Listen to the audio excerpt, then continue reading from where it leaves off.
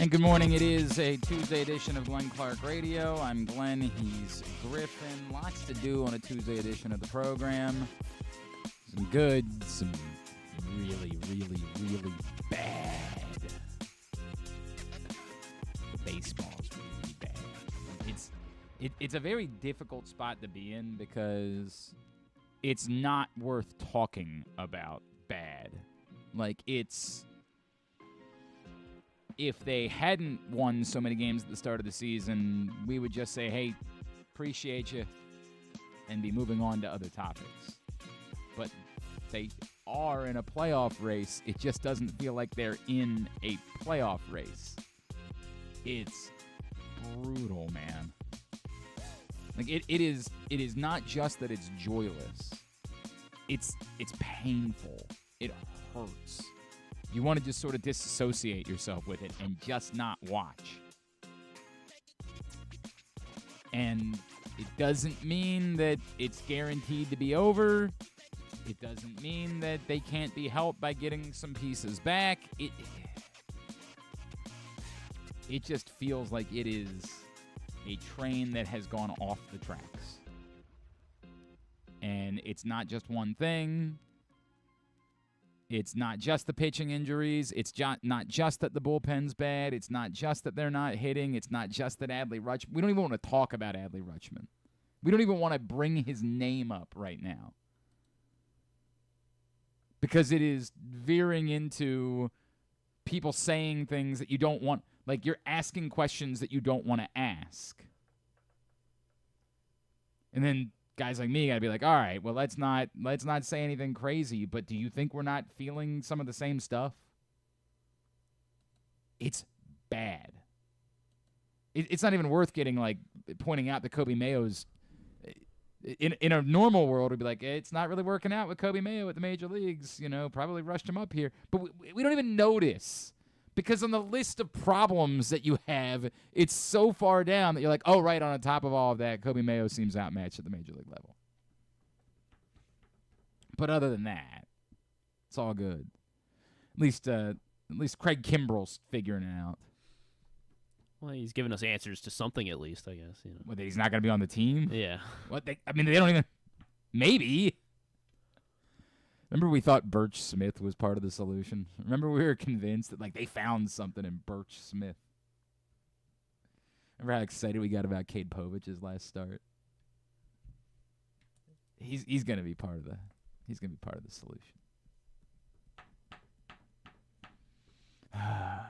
So let's not dwell. Let's not do that. Let's not obsess over it. Let's not spend the entirety of the morning only talking about the frustration of Orioles baseball. They'll play again tonight, and then we can be more frustrated about it. Unless they play really well. Unless. Consider that? Yeah, I guess I hadn't considered that. I mean, this is feeling like rudderless ship. Like, this really, and I'll do the thing, because, again, this can change tomorrow. Like, I don't do the bit, you guys know, where I, like, make predictions. We do it jokingly for football picks, but, like, I assure you, we don't know the future. There's this thing that, like, people believe is sports content, which is, I'm telling you so-and-so is going to be a great player. You have no effing idea.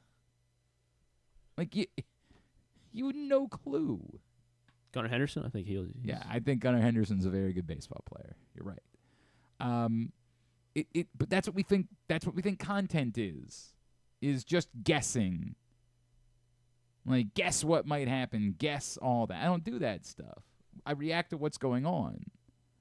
For the people that have truly, in their heart of hearts, decided they don't like Brandon Hyde for whatever reason, what we're watching right now, this is actually how a manager loses a job. Is when it comes off the rails. And I'm not saying that means that at the moment it's definitive or it's determined or anything like that. I'm saying that, like, if this continues for the next 3 weeks to end the season, I mean, if it's this rudderless, if it's this disastrous, then there's a genuine chance, whether it has anything to do with him or not, that it's what happens because it's the stink that comes along with it. It's the thing, frankly, that a lot of people didn't think that Nick Sirianni would survive in Philadelphia last year. Now, he did, and they got off to a better start this season. But this happens. When it just goes that far south, sometimes organizations decide there's no moving forward. It's too much. And look, it still seems unlikely that they're going to miss the playoffs altogether. But it's just bad, man. It's just bad. And it's obviously not just the wins and losses. It's the unwatchable nature of the baseball. It's bases loaded with one out and can't put a ball in play. It's squandered opportunity after squandered opportunity.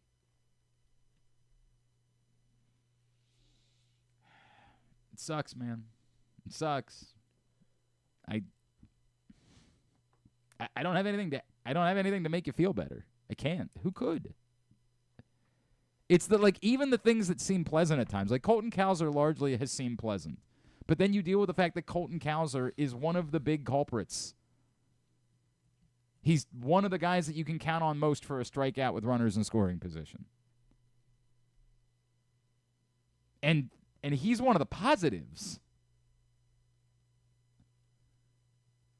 It's the thing where everybody else was good and Cedric Mullins was bad, and now everyone else is bad and Cedric Mullins is good. Go figure that part out. What happened there? That was a hell of a catch, man. You remember that Cedric Mullins, good baseball player. Fun to watch, usually. Dejected, man. Just dejected. Just beat up. Came a couple weeks ago, John Colson. I need a sales segment that we can put a sponsor to. Said, man of the match, right? We do it all the time. So is it our fault? Maybe it is. Maybe we need to move the sponsorship to another segment.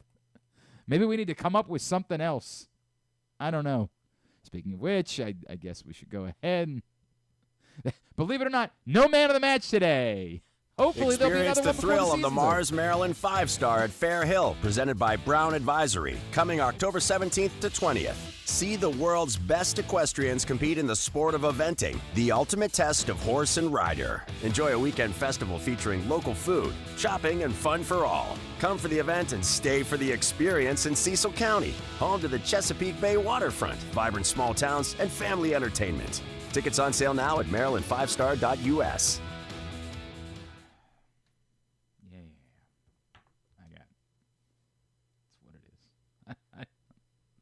I'm sorry I wish I had more. I wish I had a spirit to me. I wish I was. I mean, so what if they lose 2 or 3 the rest of the way? I would have to start doing that, man. Yeah. How would they miss the playoffs altogether? Right. Because it'd be.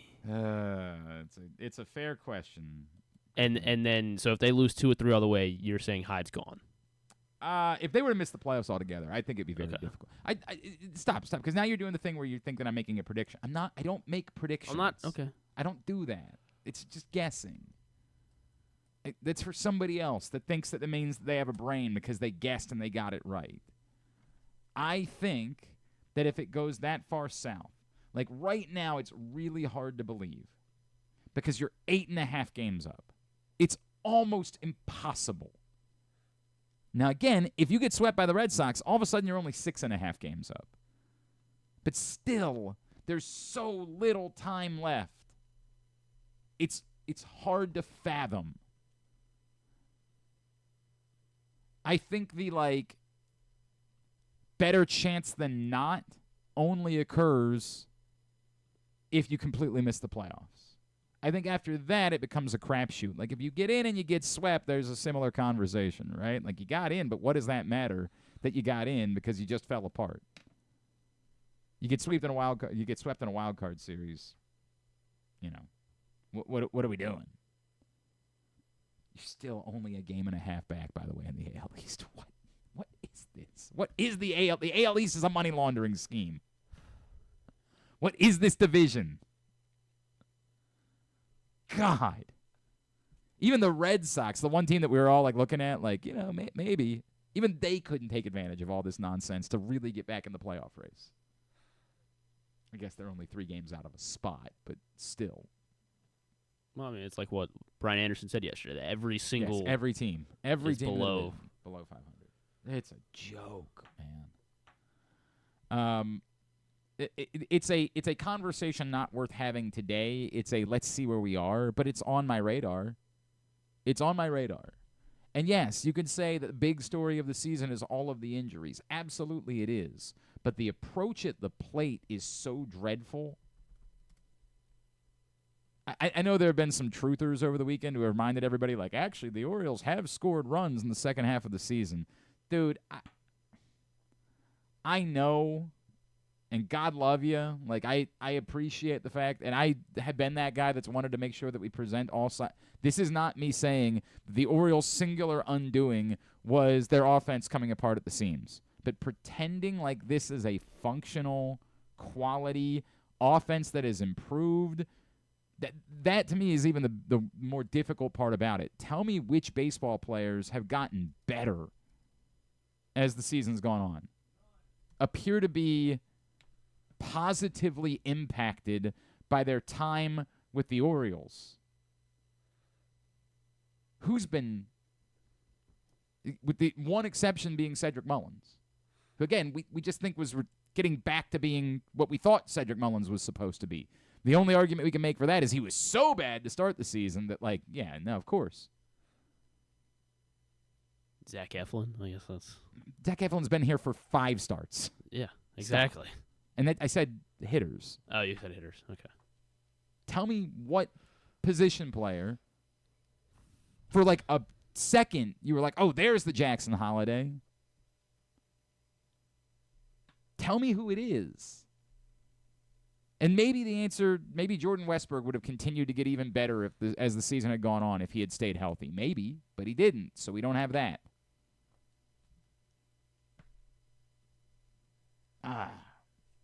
Just bad.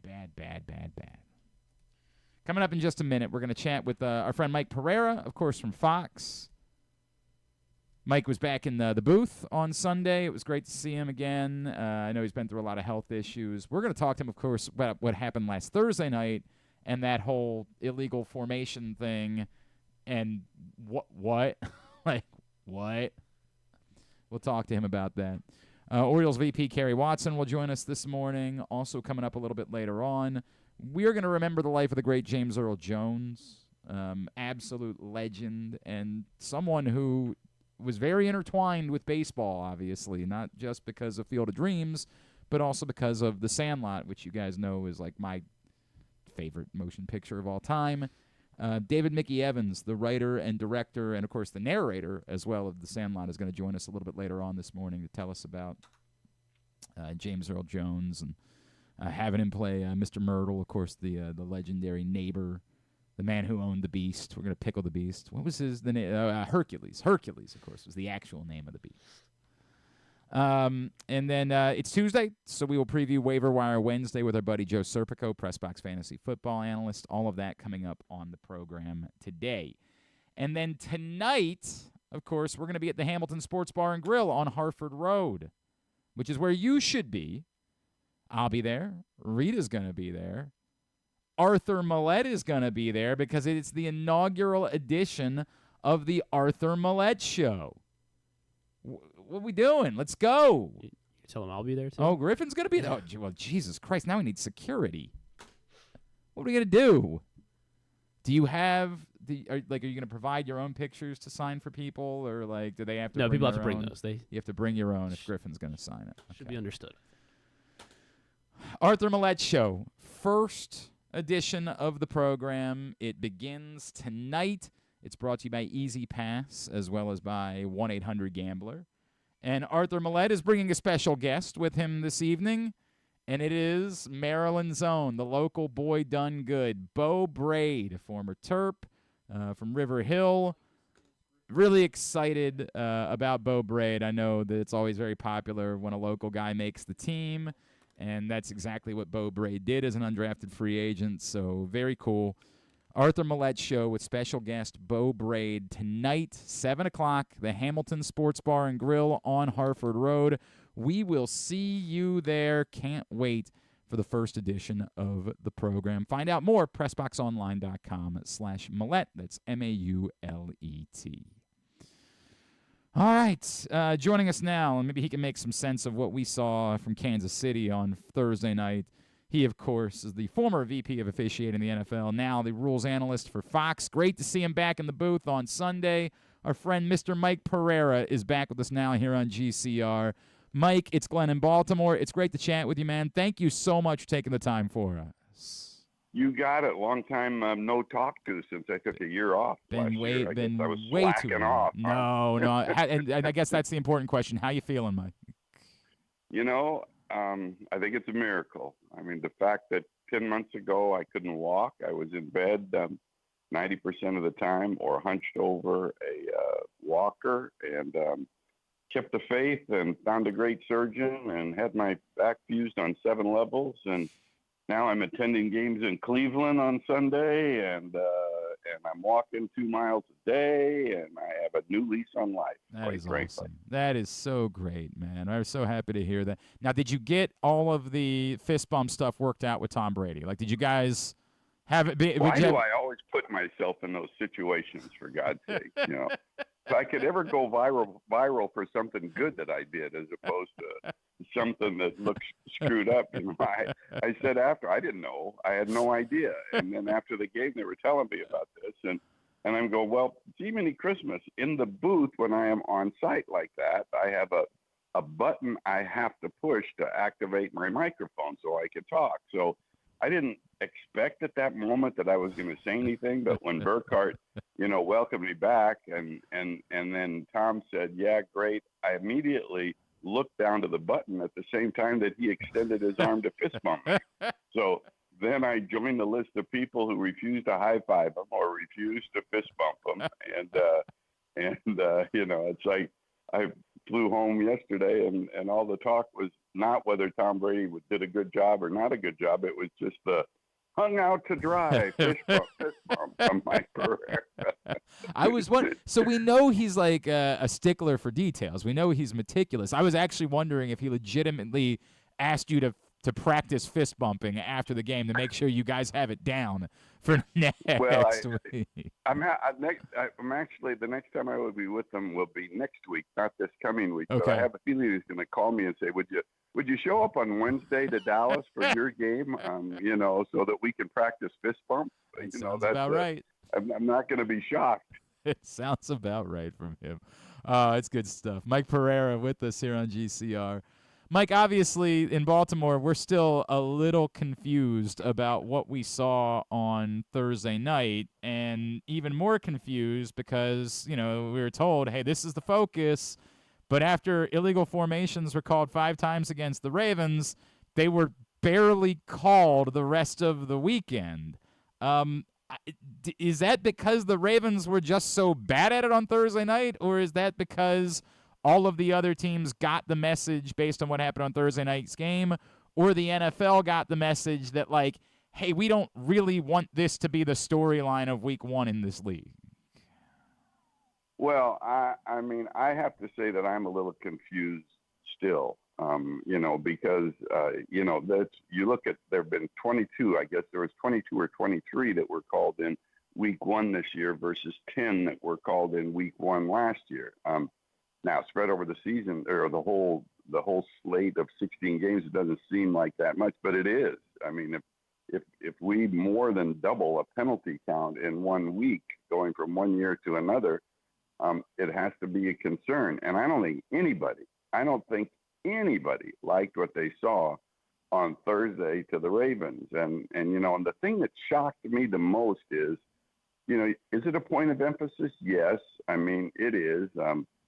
Formations and sudden movements, that type of thing. And I've said this before, during my time, we had points of emphasis every season. And when we really made a statement about them was we made them during the preseason. And people used to say to me, okay, you're calling them a lot now, but are you going to call them this way all through the season? When the opening week of the regular season starts, are you going to let up? And I would lie like a dog and say, no, we're going to call these all season this way. But we would let up. But, I didn't sense the point of emphasis having an impact at all during the preseason. In the games that I watched, it didn't seem like a big thing. And then I look at the plays in the Ravens game early on, and to me, those had never been called. Until this point of emphasis. And so the league didn't like it. I can tell you that. I didn't like it. Fans didn't like it. And so, there was lots of discussion this week, and it basically boiled down to linemen in 2-point stances. And if a 2-point stance, it's harder to break the waistline of the line drawn through the midpoint or the waistline of the center. Harder to break that plane. In a 3-point stance, you do with your helmet, but in the 2-point, what breaks it? A foot, a knee, a helmet, chest. They basically eased up on the interpretation of it and said, we're going to warn, but unless there's daylight between the center and behind the center's butt, so to speak, I guess, we're not going to worry about that. And then, bam, bam. Look at our game in Cleveland. They were called, and I have the ability to run back plays, and I look at it and say, good golly, is this what we want? Is this what a point of emphasis should lead to? And it didn't really comply with what I was told as to the way they were going to interpret it going forward after Thursday night. So I don't know what to say. I think that you're creating a foul for something that, when you've looked at it before, hey, we let the tackles line up a little bit out of the normal zone, out of what is technically legal. We let them do that because we want to give them a bit of an edge, if you can, against a speed rusher going outside, because you want to protect the quarterbacks. You don't want the quarterbacks hit. So it's not only a point of emphasis. It seems to be a change in philosophy to me. And although the clubs have been told, I just think that what we have witnessed in week one has got to seek a level that is more acceptable to the clubs, to the game, so that we don't, have games like yours where we had 22 accepted penalties. And not only 22 accepted penalties, there were 2 that offset. That makes it 25. And there may have been others that were declined. That's not what we want in this game. And so while I remain confused and hopefully get a little more straightened out this before this coming weekend, I do think it's going to be a important point of conversation this week at the league office as to, are you going to go forward with this and force teams to change and get technical where you're calling somebody in an illegal formation because of 3 or 4 inches or 6 inches? We already in that game ended up, and your game ended up with the game being decided on an inch. Right. But are we going to take the interpretation that is ruled out literal to me, it's just not good, but we'll see. I've struggled, Mike Pereira with this on GCR. I've struggled because, I do think there's something almost comical to the idea of, these offensive lines essentially being in a V shape going into a snap. That isn't supposed to be what this looks like. But at the same time, to what end do we do this? The point that you bring up, we have allowed for this over the last couple of years, and so I don't know. Last couple of years. Yeah, that's fair. Not the last couple of years. Back in my time, let's say decades. No, that's fair. That's fair. So, can the toothpaste even go back into the tube at this point? Well, I don't know. It's just, again, I was just kind of perplexed when this became such a big issue in week one of the regular season. Now, are they going to take the hard line? If they're going to take the hard line, and 22 illegal formations in 1 week is a ton. We're almost approaching false start territory, for God's sakes. Are you going to take the hard line until teams do move all the way, look, all the way up, it's, you know, everybody looks for the edge. Every team looks for the edge. You take the rule and you play it to its absolute edge to try to gain any advantage that you can. And player safety, look, that's got to be literal. You don't want to have any philosophy that says, well, we're not going to call this illegal block below the waist because it was away from the ball. I hope that we don't get to the point where we're kind of steering away from advantage, disadvantage, and getting so technical that, that we're doing what we ended up doing and we don't present the product that has kind of showed up, in this week one. I mean, I'd like to be the optimist and say, I really would like to be the optimist and say, look, this is all going to work itself out, that it's going to be fine. But, and that's what I usually feel, but I just don't feel that at this point. Do you feel like the Ravens were almost sort of just like the victims of having been in the first game of this? It does. I think the weird part, too, obviously, was that like a lot of people were looking at Jawan Taylor in the same game and saying, wait, isn't Ronnie Stanley doing the exact same thing that Jawan Taylor's doing?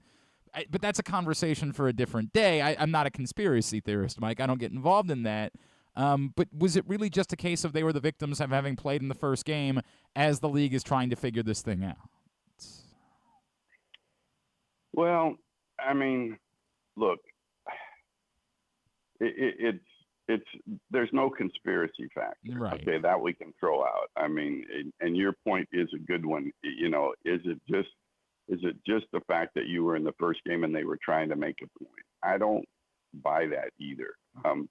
I might buy the point, and this is just human nature. I might buy the point that the crew might have been more technical in that game than the other crews were during the course of the weekend. And, there are crews. Look, the consistency. What's consistency?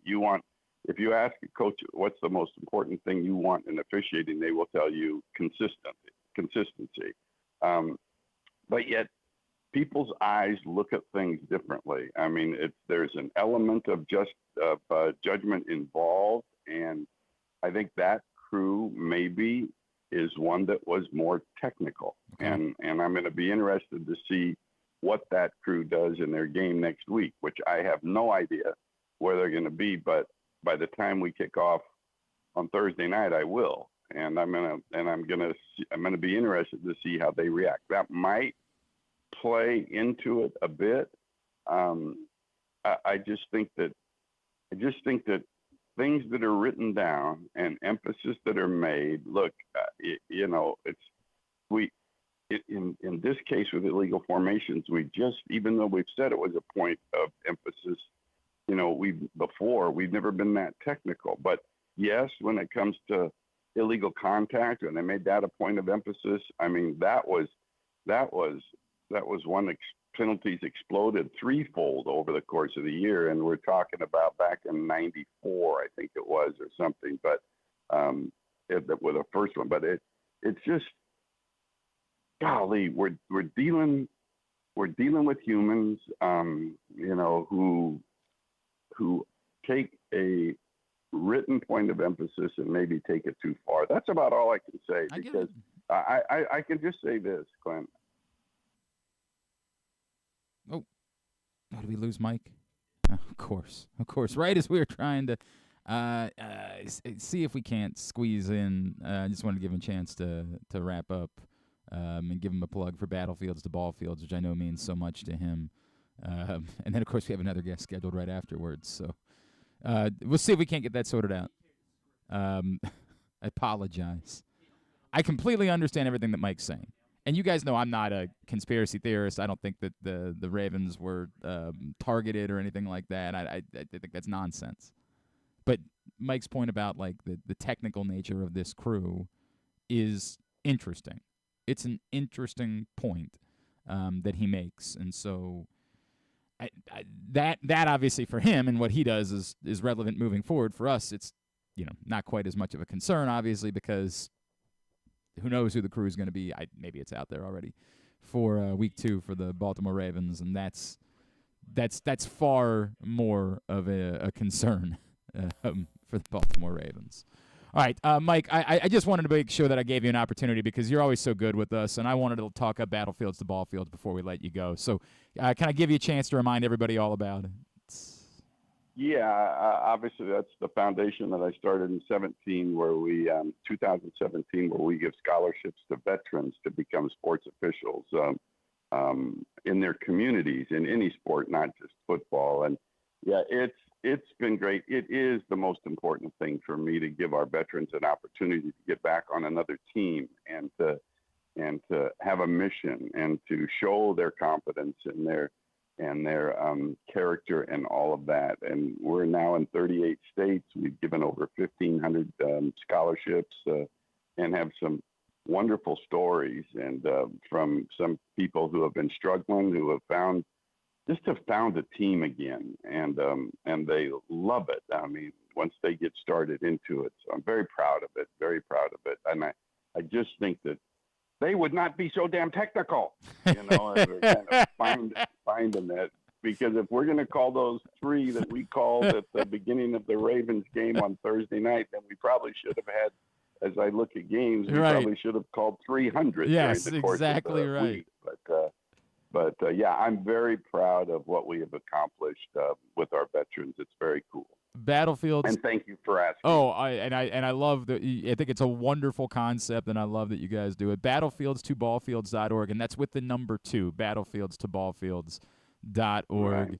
Right. Mike, so are you back in studio this week then? I'm back in studio. When they asked me what I wanted to do, I kind of settled upon traveling every other weekend. So Blandino and I split it. So we'll split the season. So I did Sunday, then I'll be in the studio this weekend and next weekend. That's when I marked on my calendar that I wanted the Ravens at Dallas. Yep. And so I will be going to Dallas in week 3 and looking forward to that. And we will be looking forward to having you for that one. We are so glad that you're back, Mike. You know how much I appreciate you, but really, you've become such a part of everything, what we're used to, that it put a big smile on my face to see you back in the booth, and we can't wait to see you again in a couple of weeks for the Ravens game. If I do see you, I promise not to ignore your fist bump. I will have practiced by then. My God. Mike, thank you as always, my friend. Really appreciate you doing this. Let's talk again soon. You got it, Glenn. You take care. Thanks, buddy. Mike Pereira, NFL rules official, and yeah, if Mike Pereira is confused by it, then I sure as hell am not going to have a better answer, right?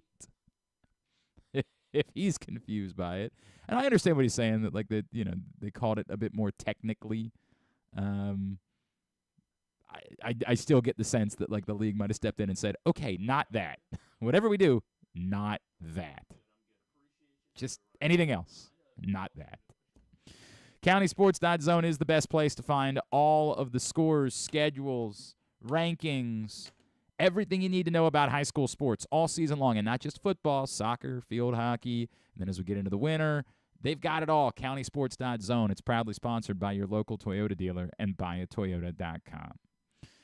Have enjoyed getting to know our next guest, and he's been on with us a couple of times, and have bumped into him out and around town this season. He is Vice President of Public Affairs for the Baltimore Orioles. He's Mr. Kerry Watson, and he's back with us this morning here on GCR. Kerry, it's Glenn. It's good to chat with you, man. Thank you for taking the time for us again. Glenn, it's great to be back. It's good to talk to you, man. I really wish we were having this conversation as the Orioles had won 6 of their last 7, man. I really wish that was the case. But it's the thing we talked about at the top of the show. You guys are still obviously right in this thing with everything in front of you, and I know that you are still, I know it's a fine line, right? Because you can't pretend hey, it hasn't been a struggle, but you also can't pretend you're not right there, and there's still every opportunity for this team to do things this year. Glenn, I can assure you, I am living and dying with every pitch, just like every fan. Yeah. And yeah, it hasn't been the best couple of weeks, but you think back to the days where we were out of it at this time of the year, and this having every single pitch matter now is a much better place to be. We are in a battle for our playoff lives, with that team from New York. And these next few weeks are going to really matter. And in part why I'm here on the show today, to really encourage our fans to show up, cheer loud. There's nothing better in Baltimore, nothing at all better than Baltimore than Oriole Park at Camden Yards when the park is full and the people are cheering and our team is winning. So I know you guys are kind of pulling out all the stops, if you will, for the final homestand of the regular season. And to your point, let's get out. Let's try to create that raucous atmosphere that helps inspire this team towards the finish line. Can you give us a couple of ideas about what's ahead, what's in store for when the team gets back next week? Yeah, we get back and we face San Francisco, the Giants, here at the park, and I think everybody's favorite Baltimore comedian, Stavros, is going to be throwing out the first pitch on that Wednesday, the 18th. We have Bark at the Park, but can I ask a genuine question, Kerry? How do you guys handle this? Because Stavros is the best, right? Everybody knows that, but he goes way out there. Like, how do you guys handle? Dude, we want you to do content. We want you to be you, but at the same time, maybe do you have to have that conversation with him about what the line is? Listen. It's about passion. And we all have passion for our teams. And God knows he's got passion for his Baltimore teams. So we got to encourage that kind of passion. Sometimes the passion is going to be excitement and fun and cheering, and sometimes the passion is going to be frustration and anger, but we all face it. We all deal with it. So let's lean into it. Can we confirm an appearance? Space and let him join. We need, obviously, an appearance from Cal Ripken Jr. while Stavi is there, though. We need to figure out if we can't make that happen and see if we can get Cal Ripken Jr. and Cal Ripken Jr. together in a photo. I don't know. We'll reach out to Stavi and see. Go ahead, Kerry. I apologize. No. I stepped right. Yeah, I think looking at them side by side would make for a pretty exciting picture. Cal is a large man. He gave me a bear hug the other day, and I could barely breathe. And I think Stavros is going to be kind of small, obviously. All right, so I guess walk me through everything else going on next week. Yeah. So then the weekend is Fan Appreciation Weekend. So if for no other reason you come out to the park, that should be it. Friday, we have that fireworks show that everybody loves after the game on the 20th against Detroit. Saturday, we got a Gunnar Henderson T-shirt giveaway for the first 20,000 fans. So I know people will be showing up early for that one on Saturday and Sunday, an Orioles crew neck sweatshirt. But I think a few of the really cool things that we have going on is randomly selected fans are going to be chosen to throw out a ceremonial first pitch. Oh, wow. So that's like the number one dream of every Orioles fan is to show up at the ballpark and get that chance. That's really cool. I was actually hoping that you're going to end that sentence with chosen to participate in the hot dog race. That might have to be the next thing on the list, Kerry, for next season, that random fans can get that opportunity, because that's getting really excited. Kerry, and again, obviously Orioles.com is where everybody can go in order to find out more about all of the promotions for the final homestand of the season. The question that everybody has this time of year is, what's the reality for playoff tickets? And I was wondering if we could, I don't want to jinx anything. I don't want to be accused of being the guy. Why were you talking about – all right, this is the reality. Everybody always talks about it. What is the reality right now for Orioles fans that are thinking ahead to, I want to be there in October? How do they know? How do they make sure they have access to getting in? Orioles.com/tickets. That's the way to guarantee your spot at the park. I don't think anybody wants to be caught unprepared and be on the outside looking in when it's time to cheer on our team for the playoffs and for the future. So, I would recommend anybody that's really interested in being part of this, and I know a lot of people do, buy your tickets now in advance. Get there, show up, cheer loud, let's win. Kerry, if I could, the entirety of this season, you and I we had a conversation early on in the year about things that you had already learned in a short time on the job. And I wonder now, because this is an organization obviously that's gone through so much change over the course of the last year, right? You think? Yeah. I've heard rumors that there were some things that were different.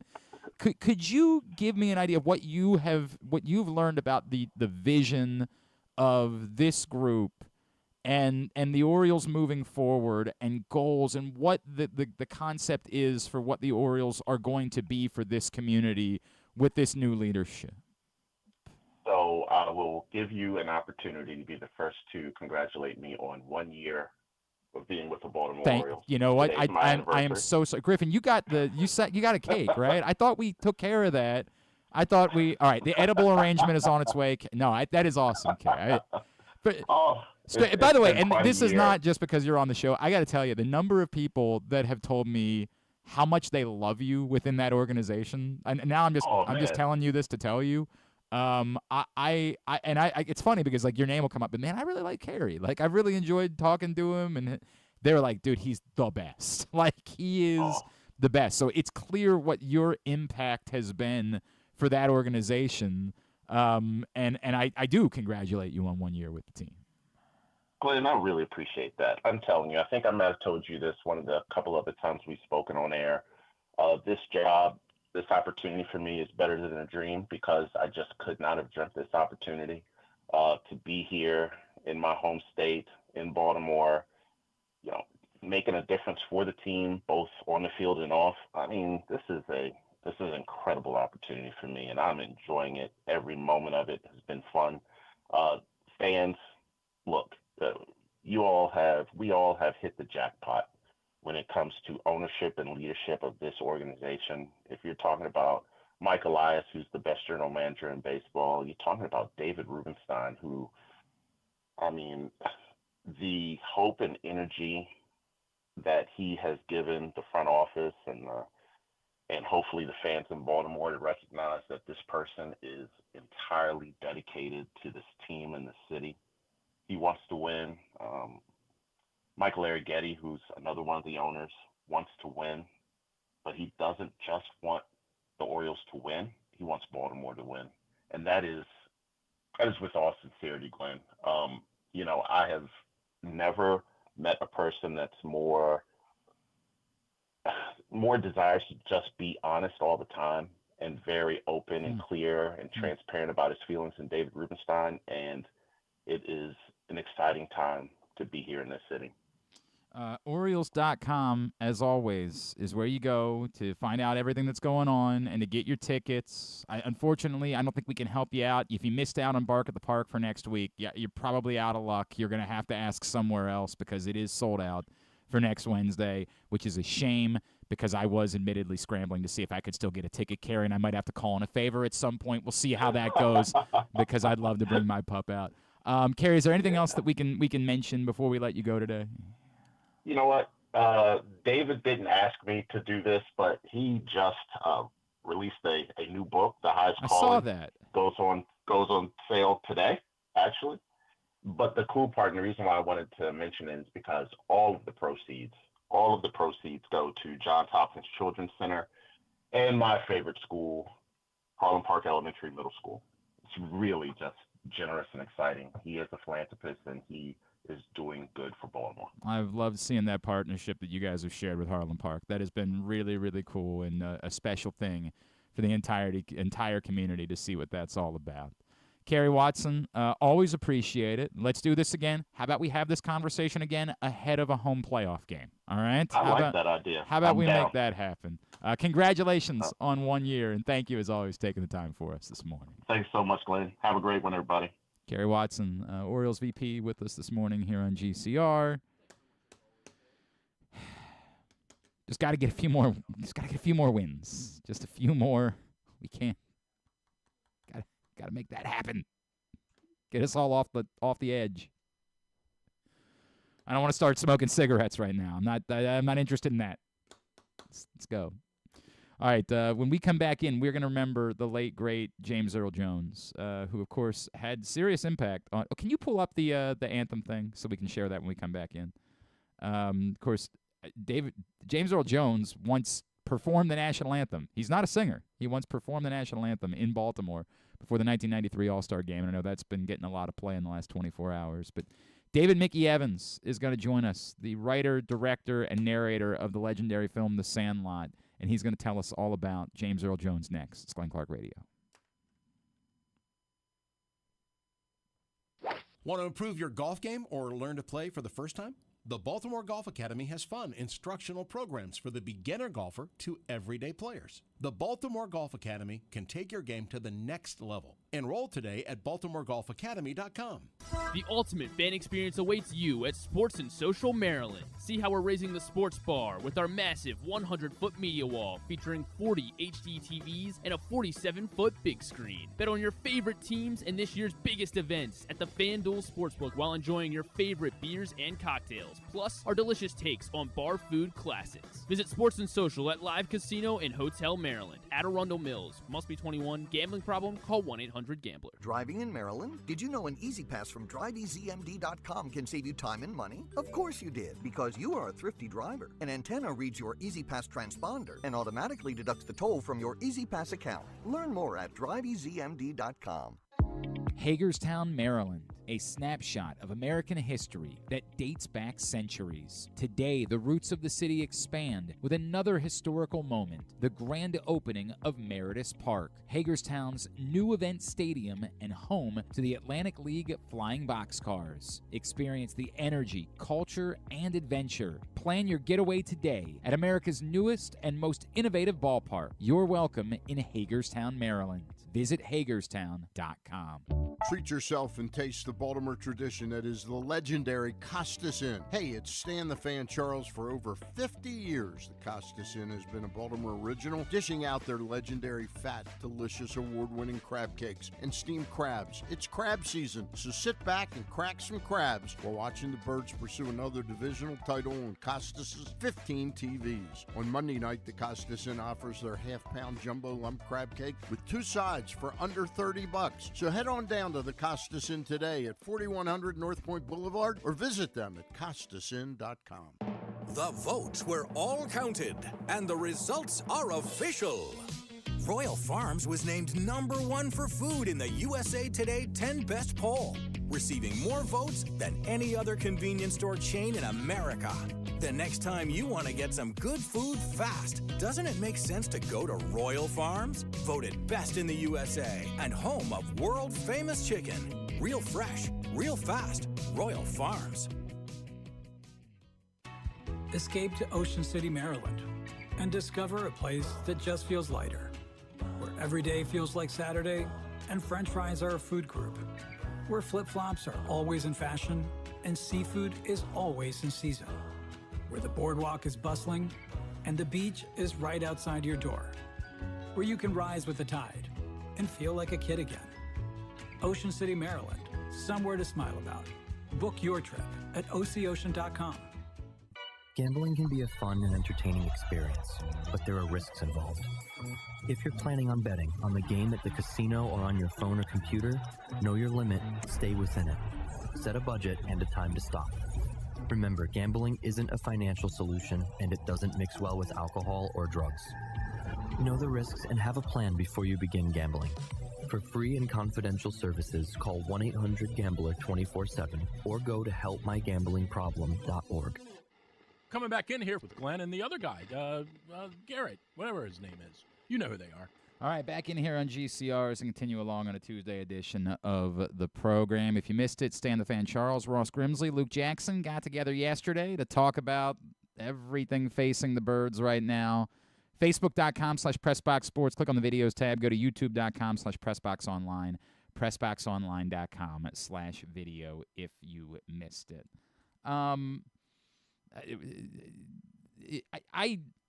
I'm not going to try to bamboozle you and say that, like, I had any connection whatsoever to James Earl Jones. I had none.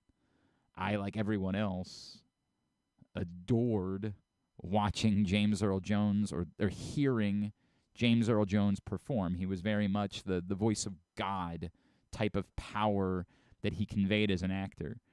I, like so many of you, had forgotten about this. I was 10 years old. In 1993, of course, the Baltimore Orioles hosted the MLB All-Star Game, and the national anthem was not a traditional national anthem whatsoever. Instead, it was the Morgan State University Choir accompanied by the spoken word of James Earl Jones. This is courtesy of MLB. We'll give you a bit of this if you haven't seen it floating around in the last 24 hours. This is just unreal.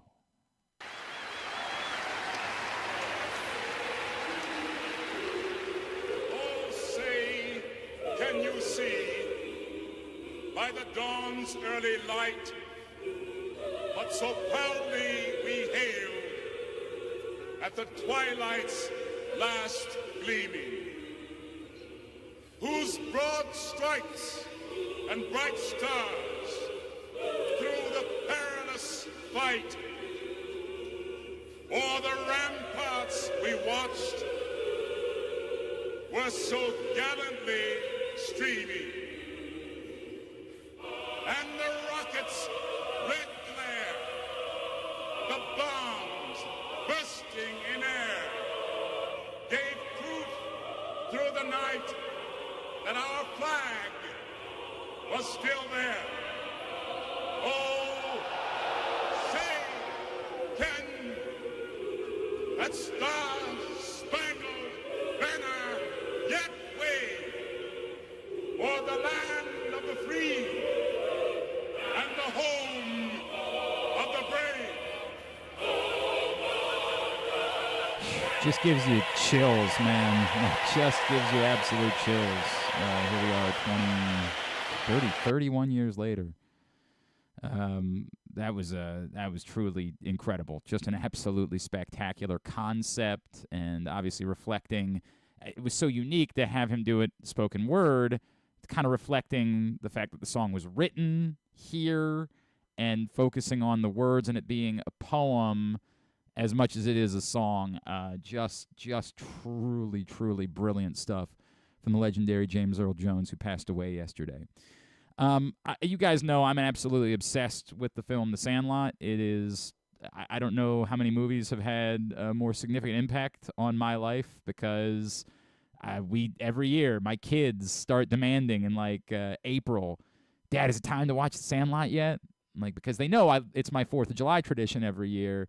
They don't want to wait. They start getting the itch. And I've had the opportunity to chat with our next guest a couple of times, and, of course, I wanted him to share some reflections on the late, great James Earl Jones. He is, of course, the writer, director, and narrator of The Sandlot. He's David Mickey Evans, and he's with us this morning here on GCR. David, it's Glenn in Baltimore. I really appreciate you doing this today. Thank you for taking a couple of minutes for us. Oh, my gosh, Glenn, absolutely. No worries whatsoever. David, I just, if you could take me back, did you write the part of Mr. Myrtle? Imagining James Earl Jones? Did you have this idea? How did all of this happen? That this, what ultimately was kind of a small character became such an impactful part of an iconic film? That is a really good question, and the answer, the first part, no. Never wrote it with regard to any ethnicity for that character, Mr. Myrtle. He was just Mr. Myrtle, this sort of, neighborhood, well, at least all the kids thought, though, bad guy.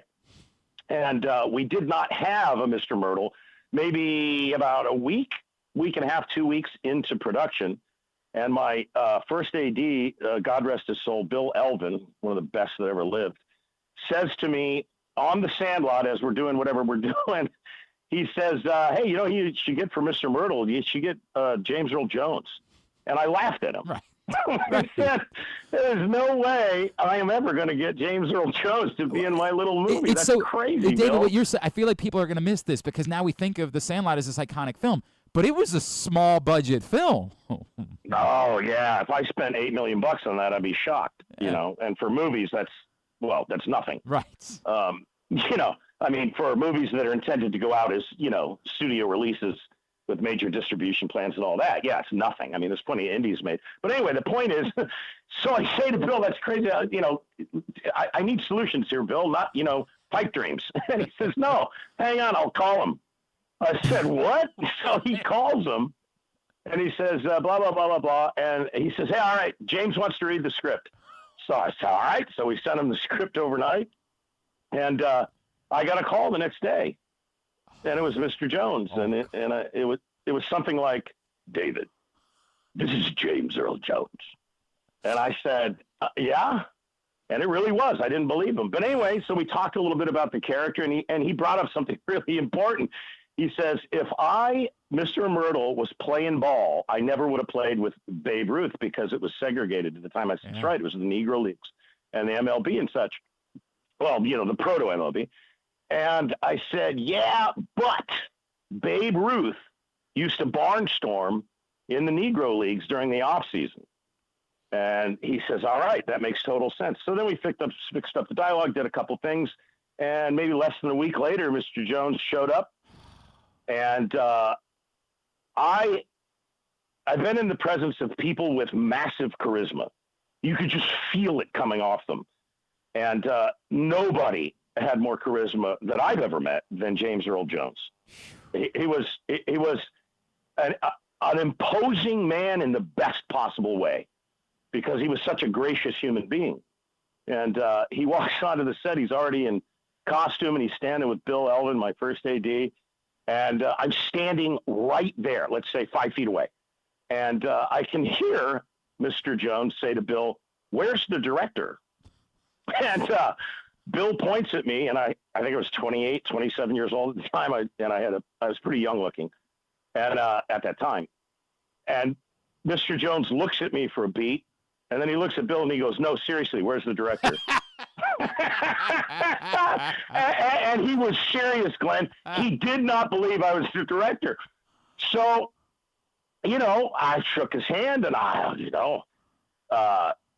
we got down to business, and I'd been working with 11, 12, and 13-year-old kids in the heat of a Utah summer for however many weeks, and pre-production, and rehearsal, and baseball, and all that. And I forgot what it was like to, direct an adult. And he just showed up. He was in costume. He took a second to get into character. He goes, okay, I'm ready. We turned the cameras on. One take, done. Wow. The man, he was so good and so refined with his profession, his abilities, his acting, that, I've only probably seen one other actor do this, just on a dime, turn from James Earl Jones into the character he was playing. No big, trumpets go off and all like that. It just happens. And it's kind of awe-inspiring to watch.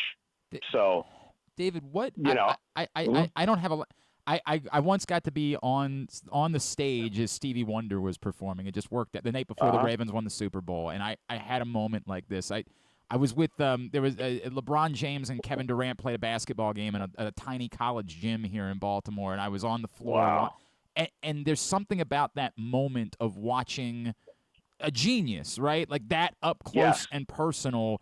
Can you describe what it was like for you? As you have a job to do in those moments, obviously as a director, but just watching a truly iconic artist, a genius in their craft, perform right in front of you.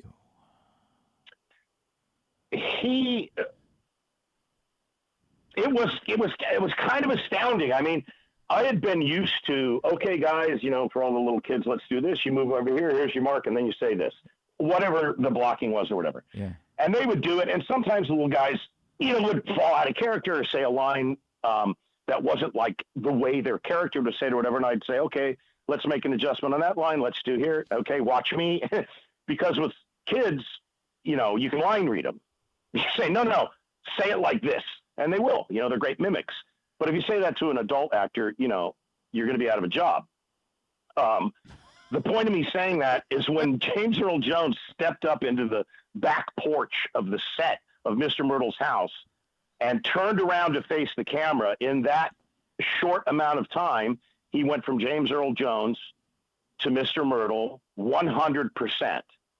It was like just like this instantaneous transformation, like he had reached a level where he was so confident and so good at everything that acting entails that it was all, I'm not going to say it was on automatic pilot, but you said genius, and he was. Yeah.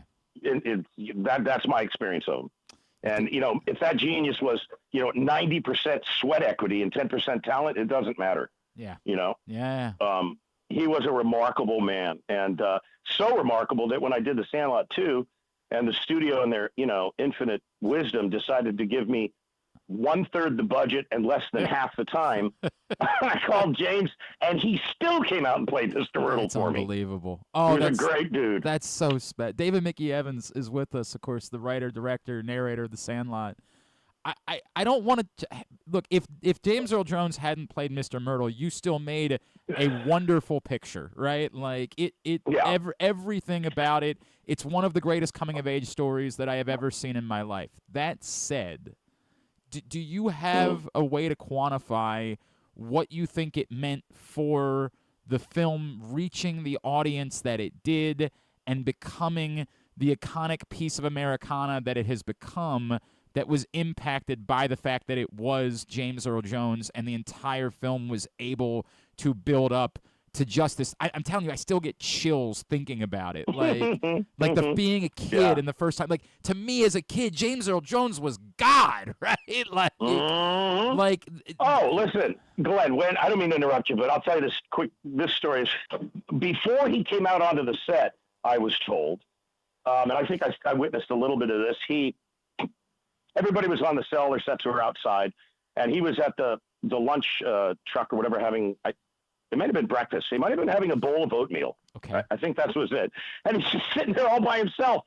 It's James Earl Jones sitting all by himself. So the way it worked is you could actually see him from the field. So me and the boys are standing over there, and I can see these guys all whispering to each other and pointing and staring in Mr. Jones's direction. And finally, the youngest kid was Shane Obazinski, but the littlest kid was Marty York. Okay. Mm-hmm. But Marty, he was a little dude, but he had a big heart, still does. And he was game for anything as a kid. Right. So they all gave him some papers and a pen and said, go over there, get his autograph and go see if it's him. So Marty walks over there, and I'm watching him, man. And the closer he gets, the slower he starts walking. Right. And he's standing next to Mr. Jones, who's seated and still towering over Marty. And Marty looks up at him and goes, "Are you James Earl Jones?" He goes, No. He says, "Are you Darth Vader?" And James Earl Jones looks down at him and goes, "No, I am your father." Oh, God! That's so cool. Staring at this guy like, what? And then he got it. It took a minute to process. And he just started losing it. That's just one of the really endearing stories about the whole time. And listen, I had Mr. Jones for one day. Yeah. Everything you see in the movie, we shot in one day because that was the deal, Oh, God. All right, so but first of all, I could listen to you tell that story for the rest of my life. That's the coolest story that I've ever heard. But I didn't ask your question though. No, and that's do you have because I don't know if it can be quantified, right? Because it genuinely, it's still a great picture no matter what. But it feels to me like the power of that scene and that being built up did probably play at least somewhat of a significant role in why it became such an iconic film. There's no question that that's true. And, look, they're called movie stars for a reason. There are movie stars that are just movie stars. There are actors that are great actors. And there are very few people very few. I'd say it's pretty rarefied air where the people that are both live. And James Earl Jones was both. So people forever have gone to the movies to see their favorite movie star. Nobody goes because, this AD did it or this costume designer, nothing like that. And then they certainly weren't going to go see it because I directed it. I was nobody, So when you have somebody that carries that kind of gravitas, that kind of love that the worldwide audience has for that actor, there is no question that if that had been, let's say, just a really good actor and who went in and nailed the role, did a great job. Right. That would have been terrific, like you're saying. But no, that's James Earl Jones. He was larger than life on screen. He was literally larger than life, and I'd say his persona, both personal and professional, and he was a big man, all befit that character. I mean, I learned this as I went along. I didn't know it in the writing, but when he showed up, it all fit. The cogs all sort of meshed, and it was right that there was this, a very big man. He was a professional baseball player in his younger days and stuff. So it all made sense, but that it was James Earl Jones that, everybody in the world loves, who had done 10, 15 absolutely iconic roles in movie and entertainment history. Yeah, it had a big effect. By the way, what you're talking about, it strikes me, right? Like the ability to convey the power of the fear that the boys felt as they were approaching the house. And he can convey that, right? Because you talk about his size, and he was just an imposing figure. But then the gentleness of Mr. Myrtle, ultimately, you're right. Yes, there are probably other actors that could have conveyed that, but my God, everything about what Mr. Myrtle was supposed to be, it seems the humorous part to me is that I wouldn't have been stunned if you had said, "Dude, it was always my dream that James Earl Jones was going to be the guy." It just feels like it was such a fit that James Earl Jones would be the guy. Well, you know what? You're absolutely right. And there were so many things like that on that picture. And it was I'd been fired off my first picture. So this one was that's it. Everybody in Hollywood gets 2 chances. Nobody gets a third. So when he showed up on my set, he has no idea and had never had any idea. I'm not going to say it was a tsunami, but it was definitely a wave of relief that I knew that anything this guy is going to do is going to be good. It's just going to be good. The kids, I had to watch them every second. Yeah. Yeah, of course. And guide them and all like that. And then eventually, after a couple of weeks, they sort of got the thing, and I let them go, and they were just sort of themselves. But yeah, I've had, if I look about it, I had him for 1 day on the Sandlot 1 and 1 day on the Sandlot 2. And pretty damn good days. Had a large dude. impact on my career. Just putting it lightly. Okay. Pretty damn good days, man. If anyone else had 2 days, right? Those are about as good a days as you could possibly imagine, man. And you made history in the process. That is yeah. By the way, just the part where you said that you could just pick up the phone and call James Earl Jones afterwards. That's gotta be when you do that the first. Am I really? Is it okay that I'm doing this? Did you go through? Glenn, that's so funny because when I did, I flashed back to a moment I had in college when I needed to write a short film for an assignment, and I found a Roald Dahl short story. Okay. And I needed the rights, so I called Roald Dahl. And he talked to me for a half an hour. What? This is in the early 80s. I was dumbfounded that the New Yorker, I think it was, gave me his phone number, and I called him. Wow. And he talks to me. He's very encouraging. I'm a college student, blah, blah, blah. And I say to him at the end, "Mr. Dahl, can I call you again, maybe for some advice?" And he said to me, and he's in London now, and I was in Southern California. He goes, "Yes, David, absolutely. But for God's sake, not at 3 a.m. That's amazing. Oh, I looked at my watch. I was like, "Oh God, that's amazing. That's amazing." So, yeah, it was like that. Look, that was a kind of a gift, right? It was definitely a blessing and a gift that I could, and I never, ever, ever, ever abused that privilege, and it was a privilege. David Mickey Evans, I am so grateful that you were willing to spend some time this morning reflecting, and I will always be grateful, and I've told you this before, you made a piece of art that it now impacts my life as a father. With how you've bettered bettered my life is something that I will never be able to thank you enough for, because it truly is a part of my existence as a dad now, and part of why my boys have fallen in love with baseball and want to go out and play and want to have their own memories and things like that. So I am eternally grateful for that, and I really genuinely appreciate you telling us these stories about James Earl Jones this morning, my friend. I need to go next door to get another house for my giant ego right now, Glenn. Dude, no, stop, brother.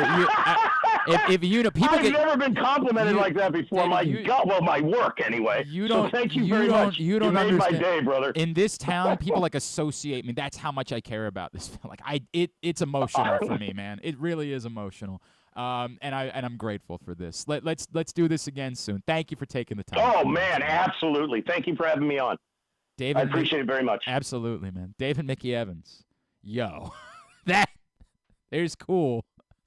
And then there's that.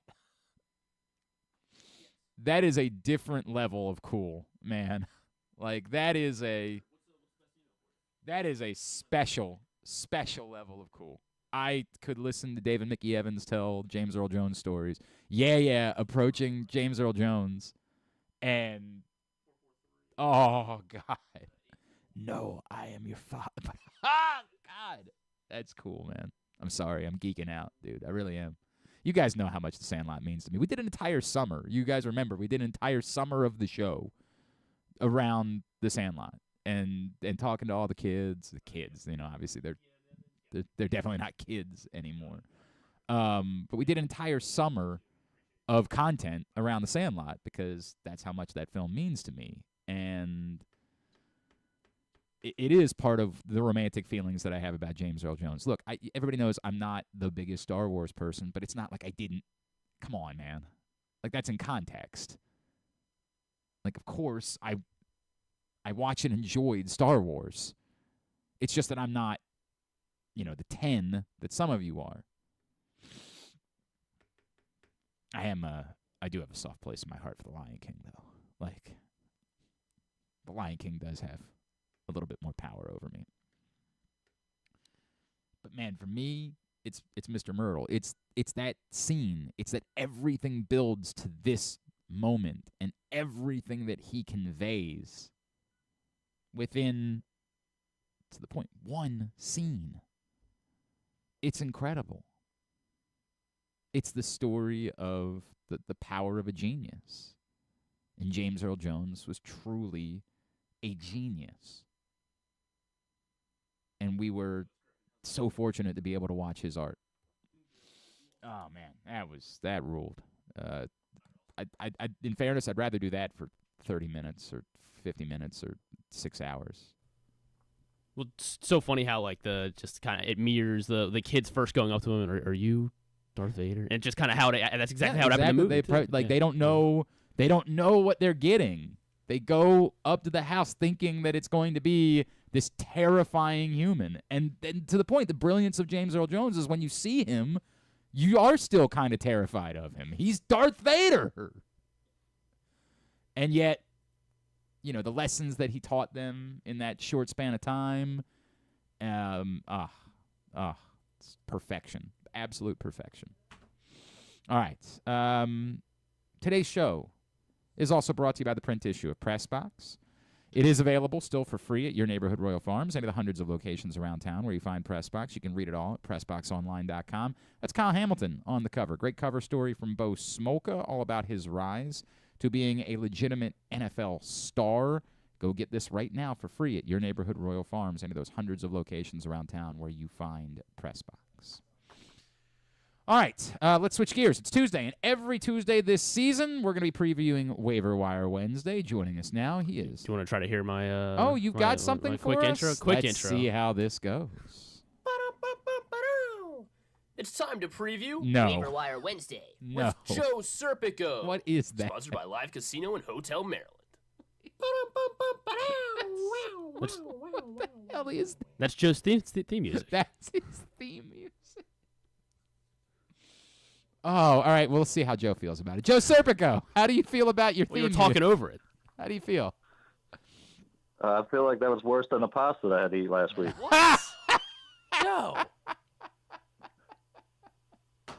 No. Oh, God. I did tell Griffin. Give me some real music, please. I don't know, man. I don't know. Now that I know that's how you feel, we might have to stick with it. I hated it at first, but now it might have grown on me. That might be the reality. Oh, God. All right, it is time to preview Waiver-Wire Wednesday. He is Joe Serpico, PressBox Fantasy Football Analyst, and he is brought to you by Live Casino and Hotel. Griffin, what's going on at Live Casino and Hotel right now? Over at Live Casino Hotel right now, every time that the Baltimore football or the Washington football teams score a touchdown during home games, Live Rewards members will be receiving $7 in free slot play. You must have your Live Rewards card inserted correctly and directly into any slot machine and be actively playing in order to receive your free $7 slot play. But once they score, that $7 slot play will automatically populate for you. It is valid for slot play only, and it is at Arundel Mills. You must be 21. Please play responsibly. For help, visit mdgamblinghelp.org. Now, when it hits, or call 1-800-GAMBLE. When it hits, is there like any music that plays? I think when it might hits? be. Yeah, you want to hear the music that plays? When that free play. Yeah, is that's I think that's exactly what it sounds like when you get that free play. All right, I'm gonna have fun with that, man. That's, you know what? It was awful, but it might be the right kind of awful. That's what we need.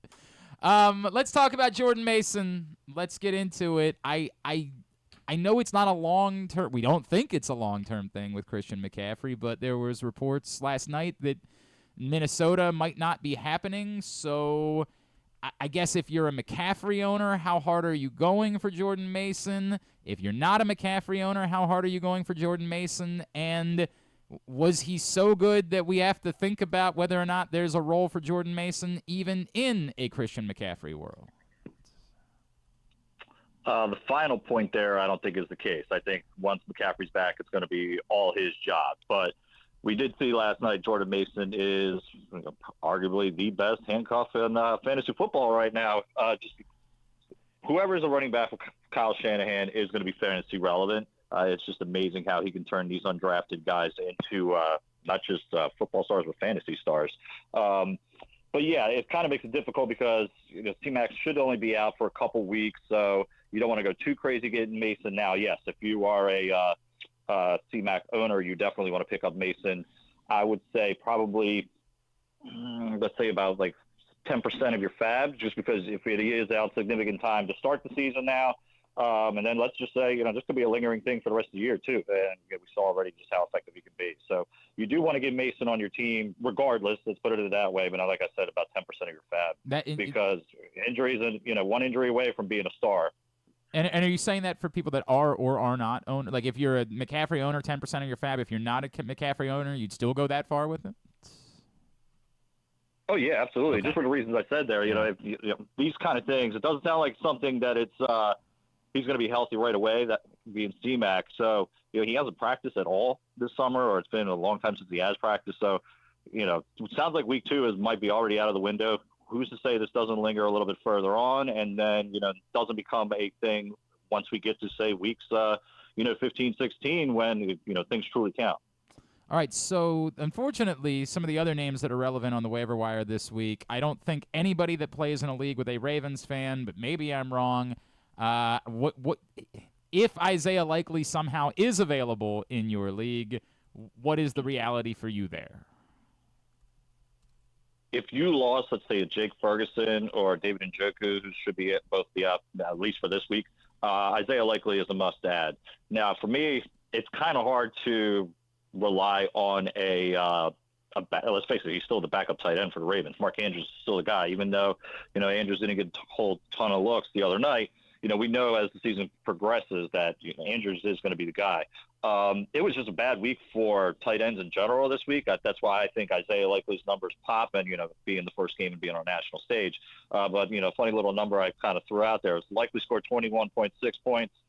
Laporta, Kelsey, Andrews, McBride, and Ingram combined for 19.3. So not a good week for tight ends whatsoever. That's why I think Likely is going to be a must-add for a lot of people and for tight ends. But if you have one of those 5 guys I mentioned, I'm not worried about any of that there. But yes, Baltimore-based leagues, I'm not expecting him to be there. But if you're at outside of Baltimore, if you need somebody, a fringe tight end, yes, I'll go with him. I'll put him at like 15, 16, but I'm not going too crazy for him. Okay, and I would assume it's a similar conversation for Puka Nacua owners when it comes to DeMarcus Robinson. Like, you're not using fab. I don't even think you're probably – I don't even know if you're wasting a waiver wire spot on that. But, like, if he's available later in the week, is it worth not only holding him, is it potentially worth playing DeMarcus Robinson? I would actually be willing to drop a couple of dollars to get DeMarcus Robinson, just because we have seen that Matt Stafford could support 2 fantasy receivers. And then we saw just last year between weeks 13 and 17, DeMarcus Robinson was wide receiver 12 in those weeks there. So, he's certainly able to do it. The targets are going to come his way. Now, it was ridiculous to see Cooper Kupp get, I believe it was 21 targets the other night. So I think there's going to be a little bit more of that being shared, and DeMarcus Robinson's going to be the guy to be the beneficiary there. Andrew Stecka wants to know if he is ditching Gus Edwards for J.K. Dobbins. I can't believe that J.K. Dobbins is available in your league, Andrew Stecka. I would think that it's probably worth going fairly hard after J.K. Dobbins. I didn't list him in my waiver wire piece just because he's a fringe guy. He's 47% in ESPN leagues, 50% of Yahoo leagues. So I'm kind of hoping you would think he is taken in most leagues. I was actually surprised to see those numbers were that low. So, if he's available, he's actually my top ad. There's no question about that. You go all in on that. I would say probably 40 for 50% of your fab. Wow. He is the guy to grab. Oh, yeah. Well, let's face it. Week 1 is where you're going to spend a good chunk of your fab, because the rest of the way it's just kind of, I don't want to say hoping for injuries, because, that sounds cruel, but let's face it, it's the name of the game. So you might get some guys here and there, but we now know who's going to be the guy for them. We saw a couple times, he's still lacking that juice after the injuries, so when he broke free from that one and then just slowed down so quickly. But he's going to be the top running back, and let's face it, we've seen Greg Roman's going to pound the freaking ball. We know J.K. Dobbins is a good fit in that system, so go all in on Dobbins if you need running back help. And I can't believe he's available in that many leagues, to be honest. Yeah, that's stunning to me. Like, how many leagues? I just don't know of any leagues where there are any starting running backs that are available. Like, that's wild. He also wanted to know, as opposed to going hard after likely, should he just try to add like a Goddard or a Parkinson? Parkinson, that's tough. I think I'm probably still going likely there. Goddard, I mean, you guys know I'm a little bit biased towards that, but he is the third option for the Eagles there, and I think it's a clear number 3 too, as opposed to Baltimore. Well, let's face it, I guess maybe likely is the number 3 for them as well. But more of a passing offense, I think, in Philadelphia right now. They're trying to prove a point that they're going to throw the ball a lot more this year. So it's fringe. I got those guys probably really close to each other, but Goddard just over likely. PressBox's Joe Serpico with us here on GCR. Waiver-Wire Wednesday preview is brought to you by Live Casino and Hotel Maryland. All right, so let's get into the important question. Finish this sentence. Baker Mayfield is a better starting quarterback option for you than blank. Well, there's quite a few. Yeah. Deshaun Watson for sure. Well, I mean, okay. I thought you were going to say someone good. Have him ranked pretty high. I thought you were going to name a quarterback. Let's see who else. I believe I put Justin Herbert. That's definitely a guy that I have him over. Yeah. I'm not high on CJ Stroud, so I'm not going that far, but he's right around that range. Let's face it, he was QB 12 last year. He offers nothing as a rusher, so that's why it's kind of hard to say, that the production is going to keep up. It's kind of similar where Tua finished this week with the number 1 in total yardage as a passer. I think maybe one of 2 quarterbacks that went over 300 yards, and he still didn't finish as a top 5 quarterback this week. That's because of all the rushing quarterbacks. So I'm a little bit hesitant to do that. I think Baker Mayfield, say it's somewhere between 12, 14. If you're in a super flex league, get him right away. If you're in a super flex league, fire your commissioner into the sun. Sorry. I knew you were going to make a comment about that. Yeah. If you're a super flex league, yes, get him right away, and potentially start him. Let's be brutally honest, because I kind of like the matchup this week. What are the other names? What jumps out at you? Anyone that's like legitimate waiver wire? Anyone else that's, hey, wait it out till Thursday and then see if this person's available this week? Couple running backs I don't know. I'm keeping an eye on, so maybe I do add them later in the week, or maybe I'll spend $1 or $2 if you are an owner ahead of them. Jaleel McLaughlin, if he's available in your league, saw more touches than Javonte Williams. Now that that could be more game plan affiliated. They were down most of well, let's face it, they were down all game. Denver Broncos might be a case a lot this year, so McLaughlin might be somebody that you want to add.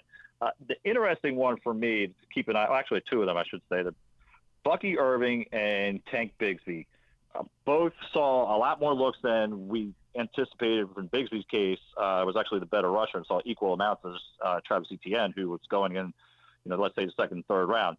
Bigsby becomes a guy that is one of the top handcuffs. You could say the same thing about Bucky Irving. Now, Bucky Irving, what I kind of like about him is White was still inefficient in his carries. Irving was a little bit better there. So those are more guys I'm keeping an eye on, maybe spending $1 to if you want to truly add them to your teams, but definitely a couple of running backs to keep your radar on. All right. Go ahead, Griffin. What about Alan Lazard? We don't want to overreact after last night, or do you think he could have some real sustainability in that Jets offense with Aaron Rodgers? I think he did the same thing last year in week one where he had a decent game and then he just, tanked the rest of the year. I'm hesitant to rely on Alan Lazard. I'm definitely bumping up Garrett Wilson in my rankings after we saw last night. But Lazard, yeah, he has the familiarity with Rodgers, so I think that's a thing that a lot of people are going to put a lot of focus on. But I think over time, Mike Williams is going to definitely be the number 2 there. All right. I'm trying to think if there was anything else that was on my radar for week one. I feel like that covers just about everything. You scooping up Justin Fields if he's still available? That's fair.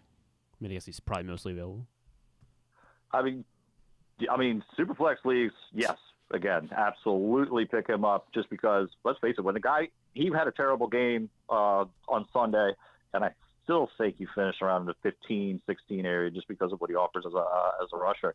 Sounds like Wilson might be out another week.